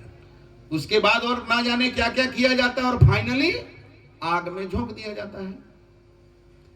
और जब तक परमात्मा हमारे अंदर है तब तक कितना इज्जत है इसका। आइए आइए, बैठिए बैठिए, चाय पीजिएगा, खाइएगा। सोचो कौन बड़ा है। आज हम लोग शरीर को ही बड़ा मान लिए हैं। अपना शरीर देखता है, मैं कितना तगड़ा हूं। कोई अनक देखता है, मैं कितनी सुंदर हूं, high handsome, high beauty, high strong. और इस शरीर को चलाने वाला जो है उसका कोई ख्याल ही नहीं है। अब एक बार जो है ना, एक महिला जो है उसकी शादी फाइनल हो गई थी, इंगेजमेंट हो गया। तो इंगेजमेंट में जो पति है वो बहुत सुंदर नथिया उसको दिया। तो अब वो महिला लोग का तो जानते हैं, कोई चीज बढ़िया ड्रेस होगा, ज्वेलरी होगा तो चाहती ज्यादा से ज्यादा लोग देखे तो डीपी में डाल देगी वाला। और ये महिला लोग ही पकड़ भी पाती है, जेंट्स लोग को पता भी नहीं चलता है डीपी में क्या खास है, कुछ नहीं है। लेकिन महिला लोग पकड़, इसमें ना ये हार जो पहनी है ना, यही दिखाने के लिए वाला डाली है। तो जो है उस समय तो डीपी वाला नहीं था, पुराने समय का बात है, जिस समय संत कबीर धरती पर विचरण करते थे, उस समय का कबीर रूप में जब विचरण करते थे उस समय का बात है। तो वो जो है अपना इतरा रही है, अपनी सहेलियों से बात करते हुए रोड पर जा रही है। देखो ना मेरा पति कितना बढ़िया नथिया भेजा है, बहुत मानता है। अभी से बताओ ना, अभी तो इंगेजमेंट हुआ है, शादी के बाद और पता नहीं कितना मानेगा, बड़ा पैसा वाला घर का है। सब तो नथिया तो ऐसे ही दे दिया, इसके अलावा। तो संत कबीर से रहा नहीं गया, तो उन्होंने कहा कि जो नथिया दिया उसका तो इतना चर्चा कर रही हो, और जो नाक दिया उसका चर्चा ही नहीं कर रही हो। नाक से नथिया है कि नथिया से नाक है? अब बताइए, सुर्पनखा का नकवे काट दिया लक्ष्मण जी, तो उसको नथिया कहां से पहनेगी हो? तो नाक देने वाला और नाक को जो बचा के रखा है वो ना पूजनीय है, कि नथिया देने वाला पूजनीय हो गया? नाक है तो नथिया है, याद रखिएगा। उसी तरह से हमारे अंदर सत्य है, हमारे अंदर परमात्मा का अंश है, तब ये शरीर चल रहा है। वो निकल जाएगा, ये शरीर डेड हो जाएगा। इसीलिए हम बोले थे ना आपको कि हमसे पूछिएगा कि भगवान कौन है, कहाँ है, तो हम बताएंगे आपको कि जो जीवन है यही तो परमात्मा है, ये जीवन ही भगवान है। और जिसको अपने जीवन में भगवान नहीं दिख रहा है, आप हमसे लिखवा लीजिए, वो जिंदगी भर रगड़ते रहेगा, भटकते रहेगा, उसको भगवान नहीं मिलने वाले हैं, न मिले हैं न मिलेंगे। तो दर्शन तो इसी रूप में होगा। तो माता पिता सबसे पहले भगवान के साक्षात स्वरूप है। माता पिता, भगवान किसको कहते हैं? जो रचयिता है, जो जीवन दाता है, जो सृष्टि का रचना किया, जो हमारी रचना किया। आज हम लोग कोई पृथ्वी बना सकते हैं? आज हम लोग चांद सूरज बना सकते हैं? तो जो बनाया उसी को तो हम लोग भगवान बोलते हैं। जो हम नहीं कर पाते हैं तो उसी को कहते हैं कि भगवान किए हैं। भाई हम तो किए नहीं और कर नहीं सकते हैं। उसी तरह से हम लोग एक जीव बना सकते हैं क्या? आज तक वैज्ञानिक लोग इतना आगे चला गया, एक चींटी बना सका क्या? तो फिर इतने सारे जो जीव हैं कौन बनाया? भगवान ने बनाया। तो हमारे शरीर के निर्माण में सबसे बड़ा डायरेक्ट रोल किसका है? तो मेरे माता पिता का। तो ये शरीर भी तो जिंदगी का अहम हिस्सा है ना। तो इसके लिए माता पिता जो है पूजनीय है। और इस शरीर में परमात्मा है जो हमारे जीवन के दाता हैं, क्योंकि उसके बिना ये शरीर चलायमान नहीं होगा। ये हमें ज्ञान कराने वाले कौन होते हैं? गुरु होते हैं। इसीलिए फिर माता पिता से भी ऊपर जगह किसको मिलता है? गुरु को मिलता है। 7 द्वीप 9 खंड में गुरु से बड़ा न कोई। करता करे ना कर सके गुरु करे सो हो। जो भगवान भी नहीं कर सकते हैं वो आपके लिए गुरु कर देंगे। क्यों? कि भगवान का नियम सबके लिए बराबर है। लेकिन जो गुरु भक्त होते हैं उनके लिए गुरु भगवान से पैरवी करते हैं। संतों का आशीर्वाद जिसको कहा जाता है। तो संत परमात्मा के साक्षात स्वरूप होते हैं और संत के रूप में ही गुरु मिलते हैं। कैसे? साधु स्वरूपी गुरु हैं और गुरु स्वरूपी आप। साधु के रूप में गुरु मिलेंगे और गुरु मिल गए तो परमात्मा मिल गए। इसीलिए कहा गया है गुरु की पूजा कीजिए सब पूजा जेहि माही। जस जल सींचे तरु मूल शाखा पात अघाही। पेड़ का जड़ में पानी डालते हैं तो पत्ता में पानी चला जाता है कि नहीं चला जाता है? और कोई बहुत बड़ा पेड़ है आम का, अब कोई आदमी एक एक पत्ता ले करके उसमें मग से पानी डालेगा तो उसको क्या कहिएगा? बेवकूफे न कहिएगा। अरे पानी डालना है तो जड़ में डाल दो ना, सब पत्ता में चल जाएगा। तो आज इसी तरह का काम लोग कर रहे हैं। ये देवता ये देवी वो कर रहे हैं। और ब्रह्मांड का मूल में कौन है? तो गुरु है। और गुरु क्या है? परमात्मा का ही वो रूप है जिसमें परमात्मा का परिचय होता है। जिस रूप से हमें परमात्मा का परिचय होता है, परमात्मा के उस रूप को गुरु कहते हैं। गुरु परमात्मा से अलग नहीं होते हैं। जैसे सिक्का आप लोग देखे हैं ना, एक साइड हेड है एक साइड टेल है, तो हेड और टेल को अलग अलग कर लीजिएगा तो सिक्का रहेगा। नदी देखते हैं ना, नदी का 2 किनारा है ना, लेकिन वो किनारा क्या अलग अलग है देखने में, अंदर से जुड़ा हुआ है। चना का जो बीज चना जो होता है उसमें 2 ठो दाना रहता है, लेकिन जब आप फुलाइएगा तो देखिएगा कि दोनों दाना के बीच में अंकुर होता है जो दोनों दाना को जोड़ करके रखता है। तो इस तरह से संत गुरु और परमात्मा कनेक्टेड है, उनको अलग नहीं किया जा सकता है। लेकिन क्या करें, जो लोग साधु संतों का कुछ समझ जाते हैं कि यानी साधु संतों में परमात्मा की शक्ति है, तो बड़ा बाबा ढूंढने लगते हैं। सैटेलाइट बाबा, टीवी वाला बाबा, यूट्यूब में कितना मिलियन व्यू है, वैसा बाबा ढूंढने लगते हैं। तो एक बात आप लोगों को बता दें कि साधु संत से बड़ा कोई जब है ही नहीं, 7 द्वीप 9 खंड में गुरु से बड़ा न कोई, करता करे न कर सके गुरु करे सो होए। गुरु से बड़ा संतों से बड़ा जब कोई है ही नहीं, तो फिर अब बड़ा साधु और बड़ा बाबा छोटा बाबा कहां से ले आए? बाबा बड़ा और छोटा नहीं होता है, साधु संत बड़े और छोटे नहीं होते हैं। वहां देखना केवल एक चीज है कि असली साधु है कि नकली साधु है, बस। साधु है तो छोटा हो ही नहीं सकता है।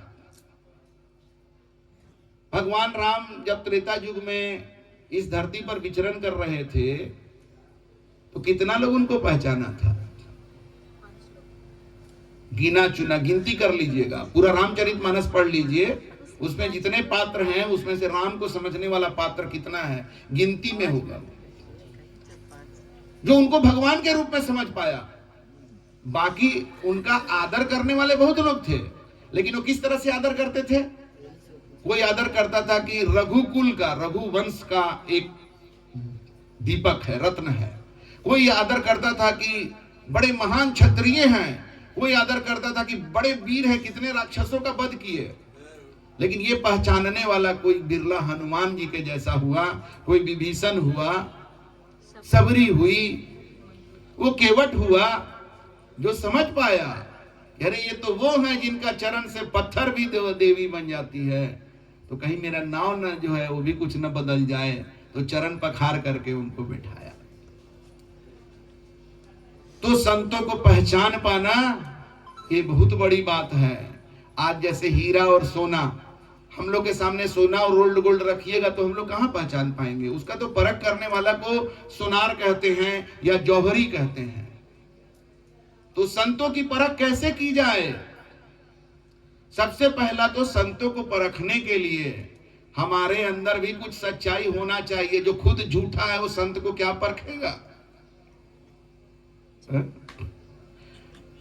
तो पहले अपने अंदर देखिए कि आप कितने सच्चे हैं।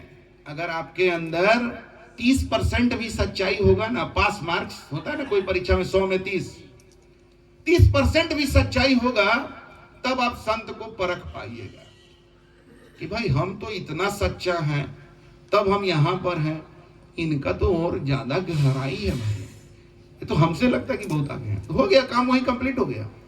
हमारे गुरुदेव जो हैं, जो यहाँ हमारे गुरुदेव की तस्वीर लगी हुई है, सतगुरु गोपीदास साहब, ये हमको ट्रेन में मिले थे वर्ष 1993 में, मतलब 32 साल पहले। ट्रेन में ही हम पहचान गए। क्यों? मेरे अंदर सत्य की खोज थी, मेरे अंदर गुरु की खोज थी। कब से? चौथा क्लास से। हम चौथा क्लास में पढ़ते थे, उस समय हिंदी के किताब में पढ़े, प्रातः काल उठे रघुनाथा, मातु पिता गुरु देवही माथा। ये 2 लाइन हिंदी का किताब में पढ़े, रामचरितमानस नहीं पढ़ रहे थे, चौथा क्लास में हिंदी में हम पढ़े। और बस मेरे दिल दिमाग में आ गया कि भगवान राम सवेरे उठ के अपने माता पिता के चरण में माथा देते थे और अपने गुरु के चरण में माथा देते थे। हम भी देंगे, हमको भगवान राम के जैसा बनना है। बस हम शुरू कर दिए। माता पिता भी चकित हो गए कि इसको कौन सिखा दिया भाई। हम लोग 4 भाई बहन थे, बाकी के भाई बहन नहीं करते थे। पहले उनको लगा कि स्कूल में सिखाया होगा, तो हम लोग चारों भाई बहन एक ही स्कूल में पढ़ते थे, बाकी तो कोई कर नहीं रहा था। उल्टे मेरे भाई बहन लोग हंसते थे, क्योंकि घर में सिस्टम था कि जब माँ पिताजी बाहर कहीं जाते थे तब प्रणाम किया जाता था, या हम कहीं बाहर जा रहे हैं तब प्रणाम करें, या माँ पिताजी। ये तो घरे में रह के सूत के उठ के प्रणाम कर रहा है, लगता है कि गड़बड़ा गया। तो माँ पिताजी भी सोच रहे होंगे कि कुछ दिन करेगा उसके बाद छूट जाएगा, लेकिन हम जो धारा पकड़े तो छोड़बे नहीं किए, नियम से हर दिन करने लगे और करके दिल में सोचते रहते थे, भगवान राम तो माता पिता और गुरु के चरण में माथा रखते थे, हम तो खाली माता पिता के चरण में रख रहे हैं, मेरा गुरु कौन होगा? अब सोचिए, चौथा क्लास का बच्चा ऐसे सोच रहा है, मेरा गुरु कौन होगा, मेरा गुरु कैसा होगा। हम गुरु का तरह तरह का अपना कल्पना करते थे कि मेरे गुरु कैसे होंगे। और ये करते करते चौथा क्लास में जो शुरू हुआ, वो जब 16वां क्लास में थे, मतलब ग्रेजुएशन फाइनल ईयर में, 4 साल का ग्रेजुएशन कोर्स था, एग्रीकल्चर साइंस में मेरा डिग्री है। तो हम जब फाइनल ईयर में थे, उस समय ट्रेन में जाकर के हमारे गुरु हमें मिले। हमारी खोज इतनी गहरी थी कि उनके बाद से हम बस यही पकड़ लिए कि हम इतना जीवन में परमात्मा को खोज रहे हैं, गुरु को खोज रहे हैं, तो हमसे तो बहुत गहरा इनका जीवन है, हमसे आगे है। कितना आगे है ये तो हम अंदाजा नहीं लगा पाए। ये कोई कैसे अंदाजा लगा सकता है? हमसे जो आगे है वो कितना आगे, इसका अंदाजा कैसे लगा सकते हैं? तो हम एक बात विचार किए ट्रेन में ही कि ये जहां तक पहुंचे हुए हैं, इनके शरण में जाकर अगर हम वहां तक पहुंच जाएंगे तब भी हमको परमात्मा नहीं मिलेंगे, तब हम आगे का कोई गुरु बनाएंगे। और हम जब उनसे मिले तो हम डायरेक्ट उनको कह दिए भाई कि हम खोज रहे भगवान राम को और हमको वर्तमान में भगवान राम चाहिए। मेरा खोज एकदम क्लियर था। क्यों? क्योंकि भगवान राम हमें पसंद थे। अब शंकर भगवान के कोई भक्त होंगे तो उनको हो सकता है खराब लगे, शंकर भगवान हमको थोड़ा पसंद नहीं आते थे। क्या है? उनका गला में सांप वाला तस्वीर देखते थे और सांप से हमको बड़ा प्रॉब्लम, मैंने बड़ा एलर्जी टाइप का, सांप का मैंने कल्पना करके ही हमको अच्छा नहीं लगता है। आई शंकर भगवान का गला में सांप, वो देख के हमको शंकर भगवान पसंद नहीं आते थे।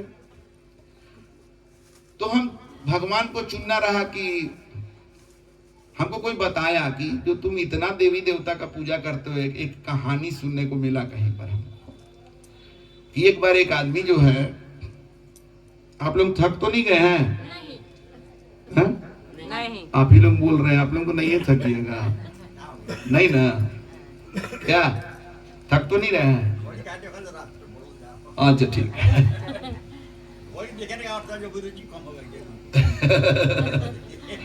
हाँ तो क्या बोल रहे थे? देवी देवता को जो पूजा करते। हाँ तो एक बार जो है ना, एक आदमी पहाड़ पर चढ़ रहा था, तो वहां से वो गिर गया। गिरा तो कभी पेड़ पकड़े कभी कुछ पकड़े, लेकिन पकड़ नहीं पाया और फाइनली मर गया। तो गया भगवान के पास। ऐसा मत सोचिएगा कि मरने के बाद भगवान के पास जाया जाता है, इतना आसान नहीं है। कहानी, मरने के बाद आत्मा अपने अपने कर्म के, भक्ति के हिसाब से, अपने अपने सच्चाई के हिसाब से गति मिलता है उसको। तो अब ये कहानी ये सुना देते हैं। तो भगवान के पास गया तो बोला कि भगवान आपको इतना याद किए, कोई फायदा नहीं हुआ, आखिर मर ही गए ना हम।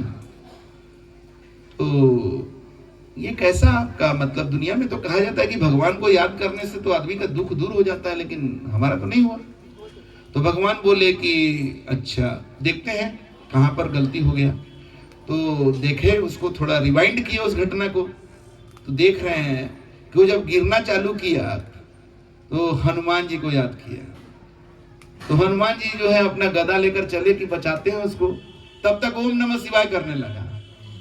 तो शंकर भगवान तो ऐसे ही आंख बंद कैले रहते हैं ध्यान में। तो ओम नमः शिवाय 2-3 बार किया होगा तो शंकर भगवान का ध्यान गया, अरे मेरे भक्त के साथ कुछ हो रहा है, कुछ करना चाहिए। अब वो त्रिशूल लेके अपना उठ रहे हैं, तब तक देख रहे हैं कि वो फिर जय श्री राम करने लगा। अब बोले जा, ये तो उनको बुला रहा है, अब राम भगवान को खोजो। अब तब तक राम जी तब तक तैयार हुए, तब तक वो दुर्गे अम्बे ये सब करना चालू कर दिया। अब भाई माता को बुलाओ, और ऐसे करते करते वो मर गया। ये वाला कहानी हम सुने तो मेरा दिमाग खटक गया कि हम भी तो यही काम करते हैं भाई। हम सब देवी देवता का फोटो लगा लगा करके पूजा करते थे, और जैसे जनरल नॉलेज याद करने के लिए आदमी नहीं बना करके रखा हुआ है, प्रकाश जो है इसमें कितने तरह के कलर्स हैं, 7 तरह के। तो आदमी याद करने के लिए कौन कौन कलर है? बैनी आह पीनाला, एक कोड हो गया। तो बैनी, बैगनी, नीला, ऐसे करके कलर उससे याद हो जाता है। तो हम भगवान लोग को याद करने के लिए कोड बना लिए थे।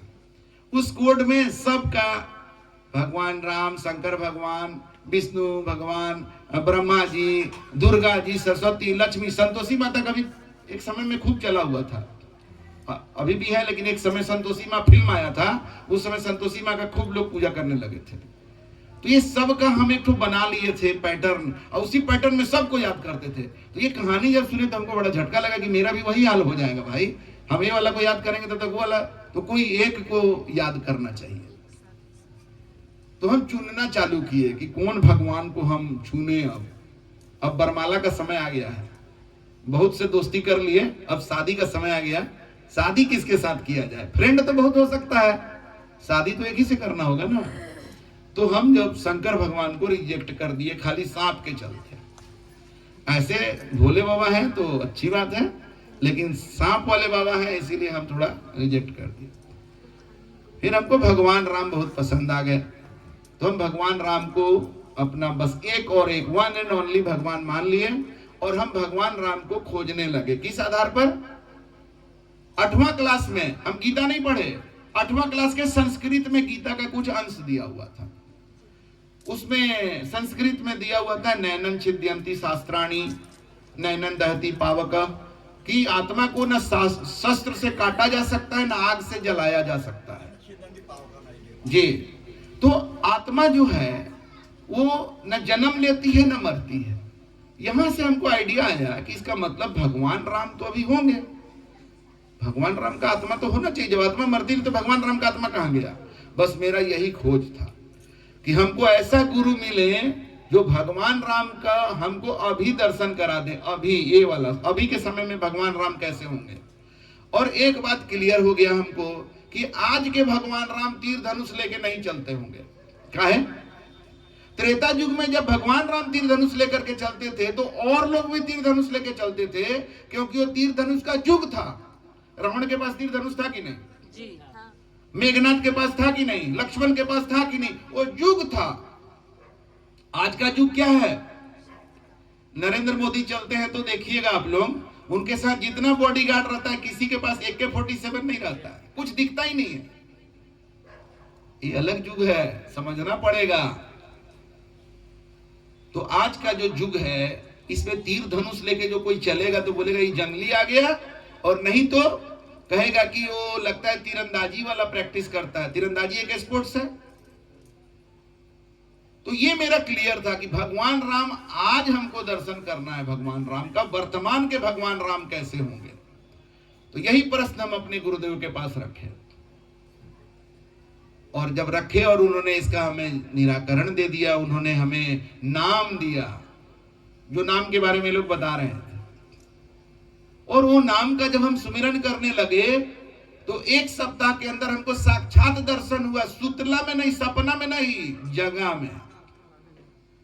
लेकिन मेरे पिताजी का प्रतिक्रिया क्या था? जो हमने बताया कि संसार में लोग पूजा का मतलब क्या समझते हैं, संत का मतलब क्या समझते हैं।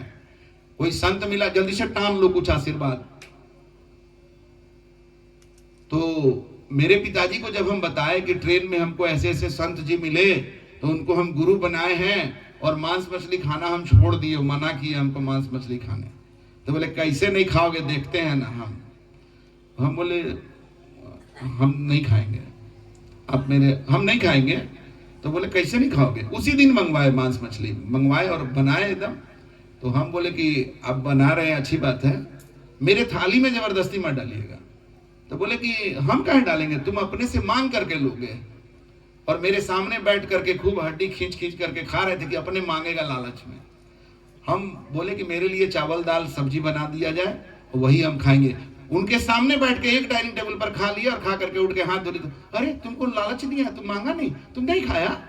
हम बोले हमको तो कोई असर ही नहीं हुआ। क्यों? गुरु की कृपा होती है।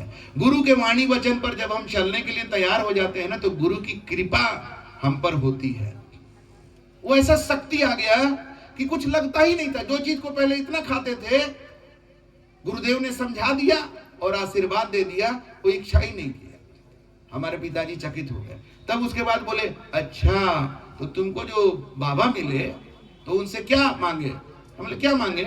हम तो उनसे मांगे कि भगवान राम का हमको वर्तमान में दर्शन करना है। तो बोले कि तुम बहुत बेहुदा आदमी हो।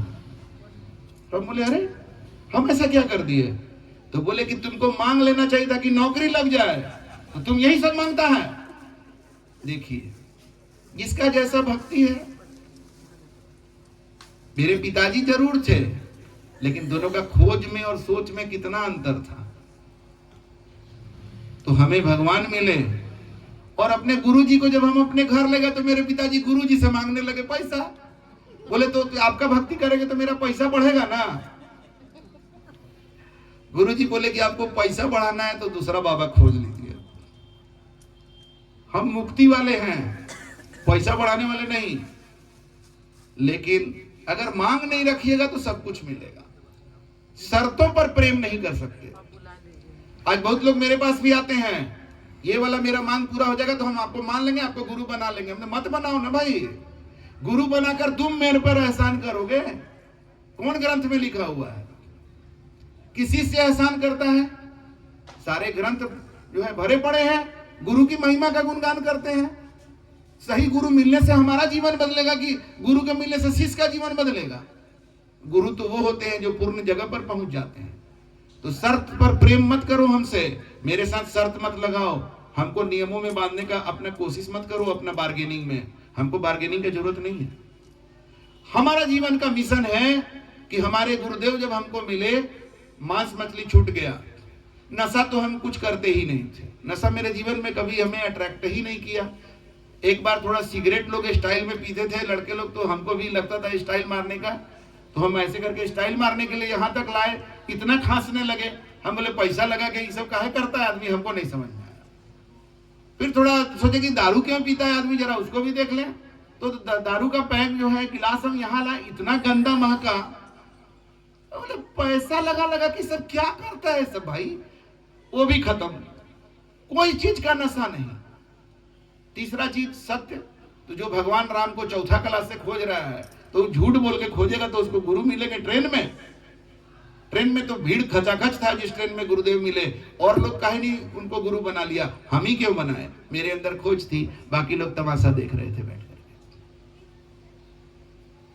तो इस तरह से हमारे जीवन में जो सत्य पहले से चला आ रहा था, गुरु मिले, उन्होंने नाम दिया, तो मेरे अंदर से जात पात का भाव सब कब खत्म हो गया पता ही नहीं चला। हम आईएएस ऑफिसर बनना चाहते थे, काहे के लिए पता है, मेरे पिताजी के साथ जो गलत किया उसका बदला लेंगे हम एक जाति विशेष का नेता बनना चाहते थे, काहे के लिए, क्योंकि एक जाति विशेष से हमको बहुत नफरत था, उसको हम खत्म कर देना चाहते थे। लेकिन ये सारी दुर्भावनाएं हमारे अंदर से कब कहां खत्म हो गया पता ही नहीं चल पाया। तो ये होता है गुरु की कृपा। और 6 महीना होते होते हम अपने गुरुदेव को बताए कि गुरुदेव हमको यहां पर लगता है कि प्रशांत महासागर हो गया है।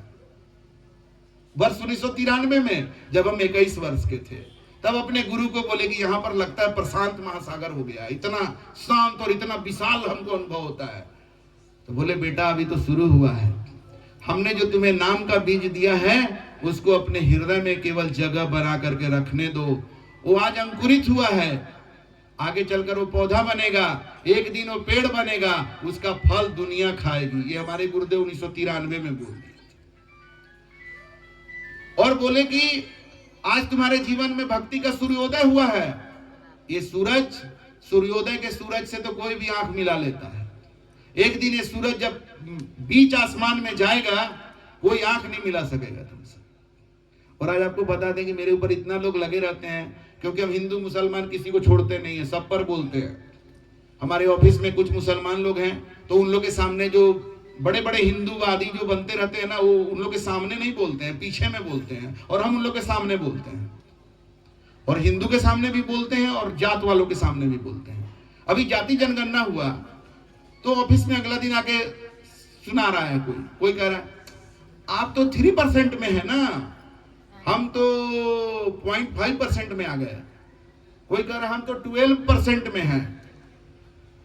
हम बोले कौन बोला तुमको कि हम 3% में हैं? नहीं आप तो 3% में हैं। नहीं देखे हैं क्या जाति जनगणना? हम बोले जाति जनगणना तो तुम देखे हो, लेकिन मेरा गणना तुम नहीं देखे हो। हम 100% में हैं। बोला ये कौन परसेंट है? तो बोले सारा जाति को मिला दोगे तो क्या होगा, 100% होगा कि नहीं?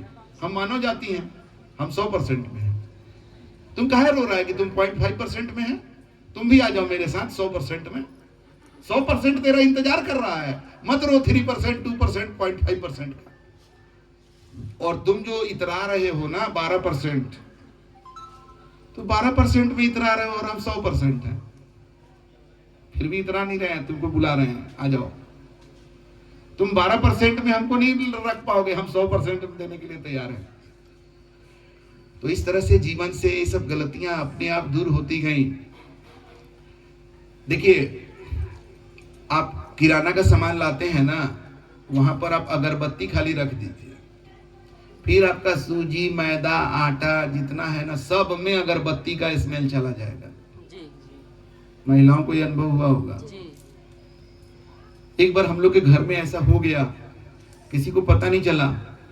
भगवान की कृपा से मेरा नाक बड़ी स्ट्रांग है। हो सकता है पिछला जन्म में कुत्ता होता होंगे तो कुत्ता का घ्राण शक्ति बड़ा मजबूत होता है। तो नाक मेरा इतना स्ट्रांग है कि अब माँ जो है सूजी का हलवा बनाई और हलवा खाए और कह दिए माँ ये तो महक रहा है। कहाँ से महक रहा बा? बढ़िया तो लैले बनी, सूजी तो बहुत बढ़िया बा, कैसे तरह महकता? मतलब महकता माँ कौन चीज का महकता? हमरा लगा था अगरबत्ती महकता। अगरबत्ती कहां से आ गई? तो फिर देखा जा रहा है तो जहां किराना का सामान रखा हुआ था वहीं अगरबत्ती भी रखा हुआ था। अगरबत्ती का स्मेल आ गया। ऐसे जीवन में जब साधु संतों के संगत में रहेंगे ना, सूजी को कुछ करना नहीं पड़ा, अपने आप चला गया। आग के पास रहिएगा कुछ करना नहीं पड़ेगा, गर्म हो जाइएगा। बर्फ के पास रहिएगा कुछ करना नहीं पड़ेगा, ठंडा हो जाइएगा। संतों के पास रहिएगा कुछ करना नहीं पड़ेगा, बुराइयां अपने आप दूर हो जाएंगी। सूरज के पास पृथ्वी का जो हिस्सा आ जाता है कुछ करना नहीं पड़ता है, अंधेरा अपने दूर हो जाता है। ये है साधु संतों की महिमा। ये दुनिया नहीं जानती है, जिसके चलते आज लोगों के जीवन में है क्या? क्लेश है, दुख है, कष्ट है, चाह है, चिंता है, तनाव है, भय है। यही तो है लोगों का जिंदगी। लेकिन संतों का जिंदगी कैसा होता है? संत बड़े परमार्थी, शीतल जिनके अंग, तपन बुझावे और की देवे आपन रंग। संतों के नजदीक जाइएगा तो आपके जीवन में जो तपन है, जो तप रहे हैं ना, जल रहे हैं, वो सब शांत हो जाएगा। आग लगी संसार में, झरझर गिरे अंगार। इस संसार में देखिए आग लगा हुआ है। अभी यहां पर कहां आग लगा हुआ है? टीवी चला के देखिए, कितना जगह पर एक्सीडेंट हुआ, कितना जगह पर 15 को लड़का इधर डंडा लेके उसको मार रहा है, उधर वो भाग रहा है, उधर वो कर रहा है, कहीं मुसलमान हिंदू पर पत्थर मार रहा है, कहीं हिंदू कुछ कर रहा है, कहीं ये जाति वो जाति, ये पक्ष वो पक्ष। देखिए कितना लोग आज हॉस्पिटल चले गए मारपीट में, एक्सीडेंट में। कितना लोग का अकाल मृत्यु आज हो गया, कितने घर में कोहराम मच गया। इसी को कहा गया है, आग लगी संसार में, झरझर गिरे अंगार। संत न होते जगत में तो जल जाता संसार। आज आप सत्संग में जब आए थे तब और अभी का आपका अवस्था, दोनों में कितना अंतर है, कितना शांति मिल रहा होगा। क्यों? परमात्मा की चर्चा हुई, परमात्मा के नियमों की चर्चा हुई, आपके अंदर विश्वास बढ़ा, आपकी आत्मा को अच्छा लगा। अभी बिन्नी साहब बोल रही थी ना, शरीर को भोजन चाहिए, मन को बढ़िया भोजन चाहिए, लेकिन आत्मा को क्या चाहिए? आत्मा को परमात्मा चाहिए। और यही नहीं मिलता है तो बढ़िया बढ़िया भोजन करने वाले, मन लायक जिंदगी जीने वाले अंदर से खुश नहीं है। कहते हैं अंदर से खुश नहीं। और संतों के पास क्या है? न घर है बढ़िया, न बढ़िया पैसा है, लेकिन अंदर से आनंद है। और वो आनंद ऐसा है कि उनके सानिध्य में जो आता है सब आनंदित रहता है। तो जीवन में साधु संतों को पहचानने का प्रयास करिए। एक पहचान तो बता दी आपको कि पहले आपको सच्चा होना पड़ेगा, तभी आप सच्चे को पहचान पाएंगे। दूसरा पहचान एक साखी है, उसको बता करके ये करेंगे समाप्त। दया, गरीबी, बंदगी, समताशील उपकार, इतने लक्षण साधु के कहें कबीर विचार। अच्छा, कबीर का वाणी बोलते हैं तो कई बार लोग ये समझ लेते हैं, अच्छा ये बोल रहे थे कि हिंदू नहीं है, मुसलमान भी नहीं है, अच्छा जान गए कबीर पंथी हैं। जी नहीं, हम कबीर पंथी भी नहीं है। हम सिर्फ एक इंसान है, बस एक भक्त हैं जिसको कुछ और नहीं, भगवान चाहिए बस। परमात्मा के नियमों पर चलना है बस। और समाज का नियम और इसका नियम उसका नियम हम नहीं बर्दाश्त करते, सिर्फ परमात्मा का नियम।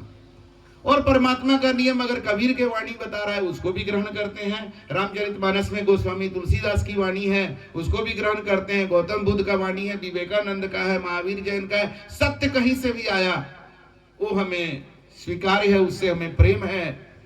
सत्य जो है उसको परखने का कैपेसिटी होना चाहिए, और ये बिना गुरु के कृपा के नहीं होगा। अपने परख से आप वही 30% तक जा सकते हैं, पास कर सकते हैं। किस चीज के लिए? गुरु बनाने की योग्यता रख सकते हैं। और जब गुरु बनाने की योग्यता आ गई तब बाकी का काम गुरु बना लीजिएगा, तभी आपका होगा, तब आपके जीवन में पूर्ण सत्य का प्रकाश होगा। अभी जो आरती हो रहा था उसमें एक लाइन था, साहेब कबीर संतन की कृपा से भयो है परम प्रकाश। वहां ये नहीं था कि कबीर के कृपा से। कबीर कह रहे हैं कि परम प्रकाश कब होगा? संतों की कृपा से होगा। वो संत कहां मिलेंगे? सत्संग में मिलेंगे, और कहां मिलेंगे? तो ये सत्संग से हमारे जीवन में परम प्रकाश आएगा। संतों को हम कैसे पहचाने, ये बात हम पहले भी बोल चुके हैं, अभी फिर बोल रहे हैं। कभी भी बड़ा साधु और बड़ा संत का बात मत करिएगा। सच्चा साधु और सच्चा संत का बात करिए। जो सच्चा साधु और सच्चा संत है उससे बड़ा कोई नहीं है। हाँ, तो वो बता दिए, पहला चीज तो हमें सही होना पड़ेगा। और दूसरा कि जो सच्चे साधु संत होते हैं उनके जीवन में दया होगा। और दया किसी जाति विशेष के लिए नहीं, अपने बाल बच्चा के लिए खाली नहीं, पूरे मानव समाज के लिए ही नहीं, सारे जीवों के प्रति दया। ये हो साधु संत की पहचान होती है कि उनकी दया सबके लिए होती है। दया में भेदभाव नहीं होता है। जैसे क्रिश्चियन लोग हैं तो ये लोग आदमी आपस में बड़ी प्रेम करते हैं, लेकिन जानवर का हत्या करने में न गाय को छोड़ते हैं न सुअर को छोड़ते हैं। तो ये दया नहीं है। मुसलमान लोग हैं तो इसमें भाईजान भाई के लिए जान दे देता है और हिंदू भाई का हत्या कर देता है। इसको दया नहीं कहते, ये दया नहीं हुआ। उसी तरह से कुछ लोग हैं जो अपना जात वाले लोगों का बड़ा ये करते हैं और दूसरे जात वाले के खून के प्यासे होते हैं, ये दया नहीं है। तो ऐसे साधु के रूप में भी आपको लोग मिलेंगे। रूप है साधु का, प्रवचन कर रहे हैं, लेकिन उनका दया प्राइवेट लिमिटेड कंपनी है। किसी खास जाति के लिए और संप्रदाय के लिए दया है और दूसरा संप्रदाय वालों के लिए हया नहीं है। दया भी नहीं है, हया भी नहीं है। ये साधु का पहचान नहीं है। ठीक है, समझ गए बात को? जो केवल हिंदू के प्रति दया करे वो साधु नहीं हो सकता है। जो केवल मुस्लिम भाईजान के लिए जान दे वो दयावान नहीं हो सकता है। वो भाईजान दयावान वही हो सकता है जो सारे भाई सारे जीवों पर दया करे। दया गरीबी का मतलब क्या होता है कि जो भिखमंगा का रूप में रहेगा वो साधु है? नहीं, साधु भिखमंगा कैसे हो सकता है? सवाल ही नहीं है। इसलिए जो भीख मांगे समझेगा कि साधु नहीं है। बता दे रहे हैं आप लोग। गरीबी का मतलब होता है कि जिसके पास सब कुछ हो लेकिन उसका दिल में भाव है कि मेरा मुझ में कुछ नहीं, मेरा नहीं है, सब कुछ है सो तोर मतलब तुम्हारा परमात्मा का, तेरा तुझको सौंपते क्या लागत है मोर। ये साधु, सच्चे साधु की भावना है जीवन का। तो उसके पास जो होता है उसको भी वो परमात्मा का मानता है, तो उसका अभिमान उसके पास नहीं होता है। बंदगी, सच्चे जो साधु संत होंगे उनको बंदगी करने में छोटापन का एहसास नहीं होगा। अभी देखिए, उनसे पूछिए हुआ है तो पहले कौन बंदगी किया? पहले हम किए थे। क्या हो जाएगा? हम छोटे हो जाएंगे बंदगी कर लेंगे तो? कि हम यहाँ स्टेज पर बैठ गए तो हम बहुत बड़का ये हो गए? ये साधु का गुण नहीं होता है। एक बात, हाँ, बुद्धि चंचल होती है, ये बात सत्य है। हाँ? घर में सो जाती है जी। तो बाबा कबीर ने क्या कहा? हाँ। जब तक गुरु मेरे नहीं साचा तब तक करो गुरु 105। जी, क्या गुरु चेंजेबल हैं? बिल्कुल है। है ना जी। अच्छा, एक जगह बैठा जाए, थोड़ा हम ये बोल लेते हैं। एक जगह हाँ। एक जगह कि एक मान लिया तो बस मान लिया, बदलो नहीं। एक यह बतलाता है। कहाँ पर है? ये वाला नहीं सुने हैं हम। मान लिया तो यही सुने हैं। जी, ठीक। मान लिया में यही सुने, मानो तो देव नहीं तो पत्थर। जाने की माने जी, जो जानो उसको मानो। ठीक है ना? हम आप पर चर्चा करेंगे। अब जो बिंदु उठाए उस पर चर्चा करेंगे। प्रकरण पूरा कर लेते हैं। तो दया, गरीबी, बंदगी है ना? बंदगी समझ गए ना?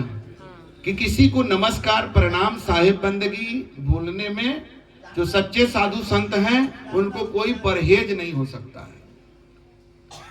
लेकिन आज तो ऐसे ऐसे आपको साधु के रूप में लोग मिलेंगे जो आप प्रणाम करिएगा तो देखबो नहीं करेंगे आपकी तरफ। इतने अकड़े हुए रहते हैं, तेरे जैसा दिन भर प्रणाम करते रहता है। इसे समझ जाइएगा।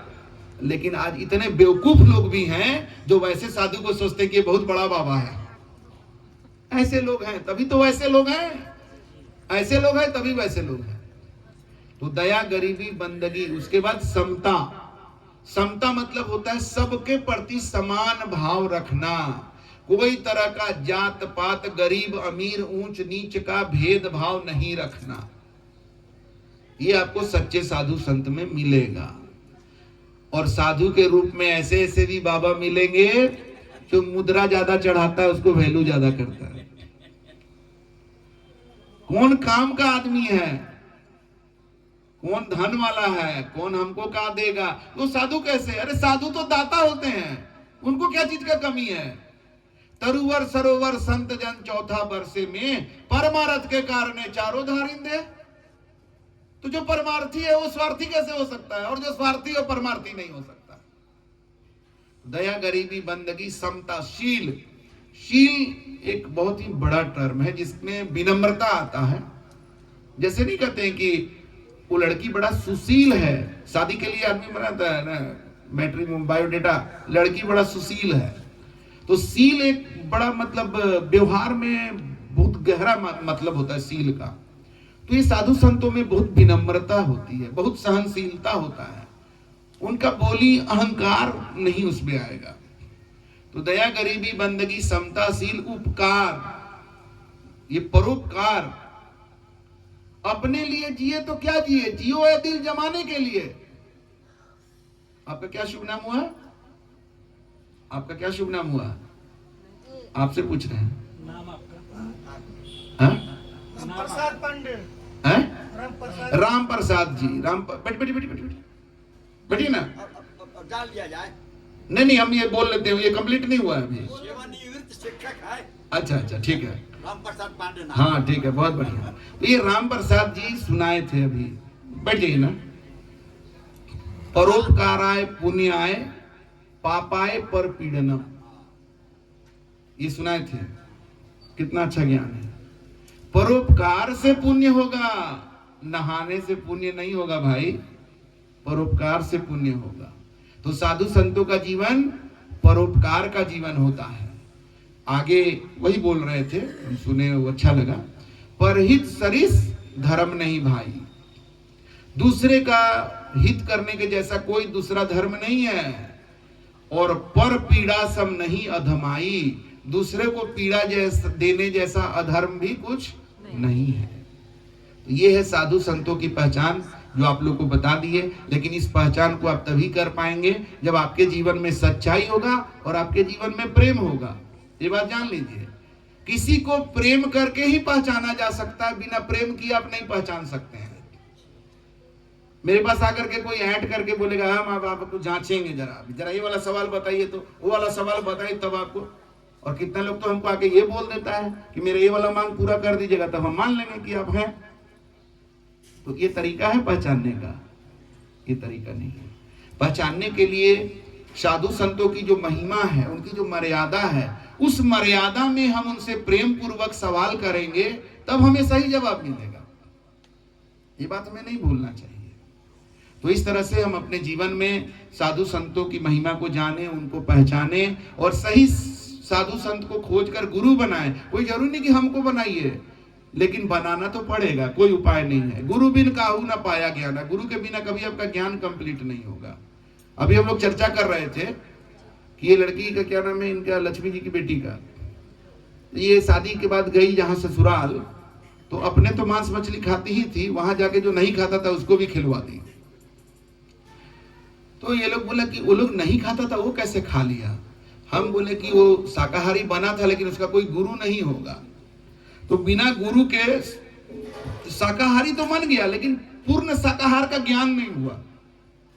अब कोई डॉक्टर के कहने से छोड़ दिया, कोई देखा देखी छोड़ दिया, तो उसको पूरा ज्ञान तो नहीं हुआ ना। जब गुरु मिलते हैं ना, तो शाकाहार का गहराई बताते हैं, और उस ना गहराई में समझ जाने के बाद वो फिर कभी नहीं खाएगा। तो गुरु बिन काहू ना पाया ज्ञान, गुरु के बिना कभी ज्ञान कंप्लीट नहीं होगा। आप पता कर लीजिएगा, लक्ष्मी जी का जो समधियाना है उसका कोई गुरु नहीं होगा, इसीलिए वो शाकाहारी से बहू गई तो मांसाहारी बन गया। बिना गुरु के आप कितना चीज भी जान जाइएगा कि ये सही है, वो करिएगा, कर भी लीजिएगा, फिर कुछ दिन बाद आप फिर वहीं का वहीं पहुंच जाइएगा। तो इसलिए जीवन में गुरु जरूरी है। और राम प्रसाद जी ने अच्छा सुनाया, गुरु गोविंद दो खड़े काके लागू पाए। गोविंद को पाना है तो गुरु तो जीवन में बनाना ही पड़ेगा। तो भगवान भगवान करते हो, अरे भगवान से इतना लगन लगाओ कि भगवान तुम्हारे जीवन में प्रकट हो जाए, तो तुम्हारा सब इच्छा पूरा हो जाएगा। आज बहुत लोग कहते हैं कि देखिए ना, हम जो सोचते हैं उसका उल्टा होता है। और हम कहते हैं कि देखो ना, हमको तो चाहने में भी सोचना पड़ता है कि जो चाहते हैं, जो दिल चाहने के बाद कहां दिल में आता है ख्याल और पूरा होता है। और ऐसा मेरा ही नहीं होता है, मेरे शिष्य लोग का भी होता है, क्योंकि इनमें और हम में अंतर केवल देखने का है। अंदर से हम जहां पहुंचे वहां ये लोग भी पहुंच गए हैं, क्योंकि हम रास्ता बताए, लोग पहुंच गए, तो कोई अंतर नहीं है। अभी हम लोग जैसे यहां बैठे हुए हैं, तो हमको कुर्सी दिखाई दे रहा है, तो आप लोग को दिखाई दे रहा है कि नहीं दे रहा है? हमको ये बैग दिखाई दे रहा है, तो आपको दिखाई दे रहा है कि नहीं दे रहा है? जब एक जगह पहुंच गए गुरु और शिष्य दोनों, तो दोनों का एक अनुभव रहेगा कि नहीं रहेगा? तो भाई कुछ तो गड़बड़ है, जो तुम जो सोचते हो उसका उल्टा हो जाता है।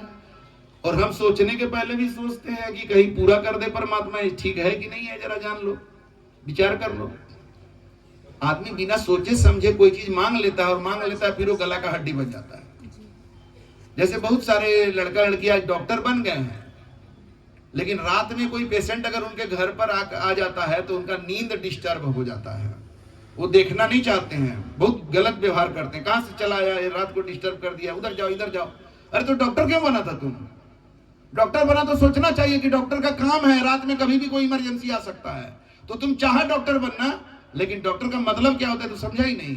तो तुम अपने भी परेशान होता है और तुम्हारे चलते पेशेंट भी होता है, डॉक्टर का नाम भी खराब करते हो। तो चाहने के पहले सोचो कि क्या चाह रहे हो, कहीं परमात्मा दे दिए तो तुम्हारे लिए ठीक रहेगा कि नहीं, जरा ये भी सोच लो। तो इस तरह से जो अपने ऊपर नजर रखते हैं, अपने गलतियों पर नजर रखते हैं, अपनी इच्छाओं पर नजर रखते हैं, तो परमात्मा की उन पर कृपा होती है और वही लोग गुरु के शरण में जाते हैं। तो गुरु एक नाम देते हैं, वो नाम जो है, वो नाम का सुमिरन करने से, जो कहते हैं राम नाम सत्य है। सत्य क्या है? राम सत्य है नहीं, राम नाम सत्य है।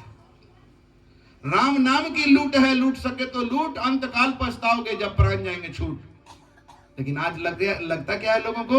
अंतकाल पछताएंगे जब वो जमीनवा मेरा छूट जाएगा, अंतकाल पछताएंगे जब मेरा घरवा नहीं बनेगा, अंतकाल पछताएंगे जब मेरा बचवा का शादी नहीं होगा। अरे नहीं, हमारी 3 बेटी है, एक बेटी ग्रेजुएशन में और 2 बेटी जुड़वा है जो 7वां क्लास में पढ़ती है। तो हमको एक दिन ख्याल आया कि भाई हम मर जाएंगे तो बच्चा लोग का क्या होगा। ख्याल आया हमको, तो हम बोले कि हम मर जाएंगे तो लॉस क्या होगा, ये शरीर मिट गया तो ये सबसे बड़ा लॉस तो मेरा हो गया। बच्चा लोग के पास तो शरीर रहेगा, मेरा ना शरीर चला गया। तो हमको ना सोचना चाहिए कि मेरा क्या होगा कालिया, शरीर नहीं रहेगा तो आज लोग परिवार की चिंता करते हैं कि मेरे बिना परिवार का क्या होगा। अरे तेरा शरीर के बिना तेरा क्या होगा उसका चिंता करो। तो अच्छा, उसका चिंता कैसे करना चाहिए? उसका चिंता यही करो कि शरीर रहते वो काम कर लो जिसके लिए जीवन मिला है। वो काम क्या है? परमात्मा को जान लो। और परमात्मा को जानना है तो गुरु बनाना पड़ेगा। गुरु के शरण में चल जाओ जब तक जीवन है, खत्म होने के पहले कोई पता नहीं कि कब मर जाओगे, पहले वो काम कर लो। बाल बच्चा के पास तो शरीर रहेगा, और शरीर है तो फिर क्या कहना है, जीवन है तो फिर क्या कहना है। तो जीवन समाप्त जिसका होगा उसको डरना चाहिए। अपने लिए पहले चिंता करो कि मेरा क्या होगा कालिया। बाल बच्चा के लिए तो परमात्मा है। यही बात समझाना चाहते हैं आप लोगों को कि ये जीवन परमात्मा का है, मेरे बाल बच्चे सब परमात्मा के दिए हुए हैं, मेरा धन संपत्ति जो कुछ उपलब्धि है सब परमात्मा का दिया हुआ है। तो तुम काहे के लिए उदास हो रहे हो? तो इससे जीवन में बहुत शांति मिलेगी। ये सत्य है, इसीलिए शांति सदा रहेगी। कोई गलत बात समझा के भी आपको थोड़ा देर के लिए शांत कर देता है। जैसे किसी का कोई मर गया, जानिए भूल जाइए ना, भूल जाइए ना, भूल जाने कहने से भूल जाए। लेकिन अगर यही सत्य बात कोई बता देता है कि देखिए आज वो मरे हैं, कल हम लोग का नंबर है, यहाँ कोई रहा है, समय के साथ तो सबको जाना है ना। तो जितना दिन वो रहे उसके लिए भी तो परमात्मा को धन्यवाद दीजिए। सत्य बात से शांति मिलती है, आनंद आता है। तो सत्य का प्रेमी बनिए। परमात्मा क्या है हमने बताया ना, जीवन ही तो परमात्मा है। और जीवन क्या है? यही तो सत्य है। ये अजन्मा है, शरीर जन्म लिया है लेकिन हम अजन्मा है। आत्मा जन्म नहीं लिया है, परमात्मा जन्म नहीं लेते हैं। जो जन्म लिया है वो मरेगा, जिसका उत्पत्ति हुआ है उसका एक दिन विनाश हो जाएगा। लेकिन जिसका जन्म ही नहीं हुआ, जिसका उत्पत्ति ही नहीं हुआ, जिसका निर्माण ही नहीं हुआ, जो सदा से है सदा रहेगा, वो मरता नहीं है। चिंता मत करिए, शरीर मरेगा, हम आप मरने वाले नहीं है। कहते ना कि फलाना अमर रहे, अमर होने का तरीका आपको बता दिया। जब तक आप अपने को शरीर समझिएगा कि मैं फलाना हूं, तब तक तो मरना ही है। जिस दिन जान जाइएगा कि हम शरीर नहीं है, शरीर के अंदर जो मेरा मालिक बैठा हुआ है, हम उसके अंश हैं, तो उस दिन तो मौत से डर खत्म हो जाएगा। तो इस तरह से अपने जीवन में सच्चा ज्ञान को लाने के लिए जीवन में सच्चे गुरु की खोज करिए। हमने यही किया अपने जीवन में, गुरु को खोजे, गुरु को पाए। जब खोज इतनी तगड़ी थी तो ट्रेन में मिल गए। और आपको बता दें कि हम तो अभी एक बढ़िया वेशभूषा में बैठ के अच्छा से बात कर रहे हैं। हमारे गुरुदेव ट्रेन में थे तो उनका वेशभूषा कैसा था बताएं आपको। हम उनको सबसे पहले देखे तो बोले कि डकैत बैठ गया है ट्रेन में, आज डकैती होगा। बाद में पता चला कि मेरा दिल का डकैती हो गया, सामान तो नहीं हुआ। तो कैसा उनका रूप होगा जो हम कह दिए कि डकैत बैठा हुआ है? सोचिए। बाद में हम पूछे उनसे, देखिए यहाँ कितना कैसा स्वरूप है। बाद में हम पूछे कि गुरुदेव हमसे जब मिले थे तो ट्रेन में आप ऐसा क्यों भेष बनाए हुए थे? तो बोले बेटा कई बार मेरा बैग जो है चोर लोग गायब कर दिया था, तो इसलिए हम ऐसे ही चलते हैं ट्रेन में ना कि लगे ही नहीं कि इसके पास कुछ होगा। तो भी पहचानने वाले ने पहचान लिया ना, शब्द से पहचाने तो नाम गुम जाएगा, चेहरा ये बदल जाएगा, आवाज ही पहचान है, घर याद रहेगा। शब्द से पहचान होती है परमात्मा पुरुष का, महापुरुषों का, संत का, गुरु का पहचान शब्द से होता है। तो जितना शब्द आज आप लोग सुने हैं, बहुत चीज अभी समझ में आएगा, कुछ चीज घर जाके समझिएगा, चिंतन करिएगा, और तब देखिए फिर आगे परमात्मा की दया से आज आप लोगों का दर्शन करने का मौका मिला। आगे फिर कब मिले परमात्मा जाने। इन्हीं शब्दों के साथ अपने वाणी वचन को यहाँ पर हम विराम देते हैं। साहे बंदगी सराहे।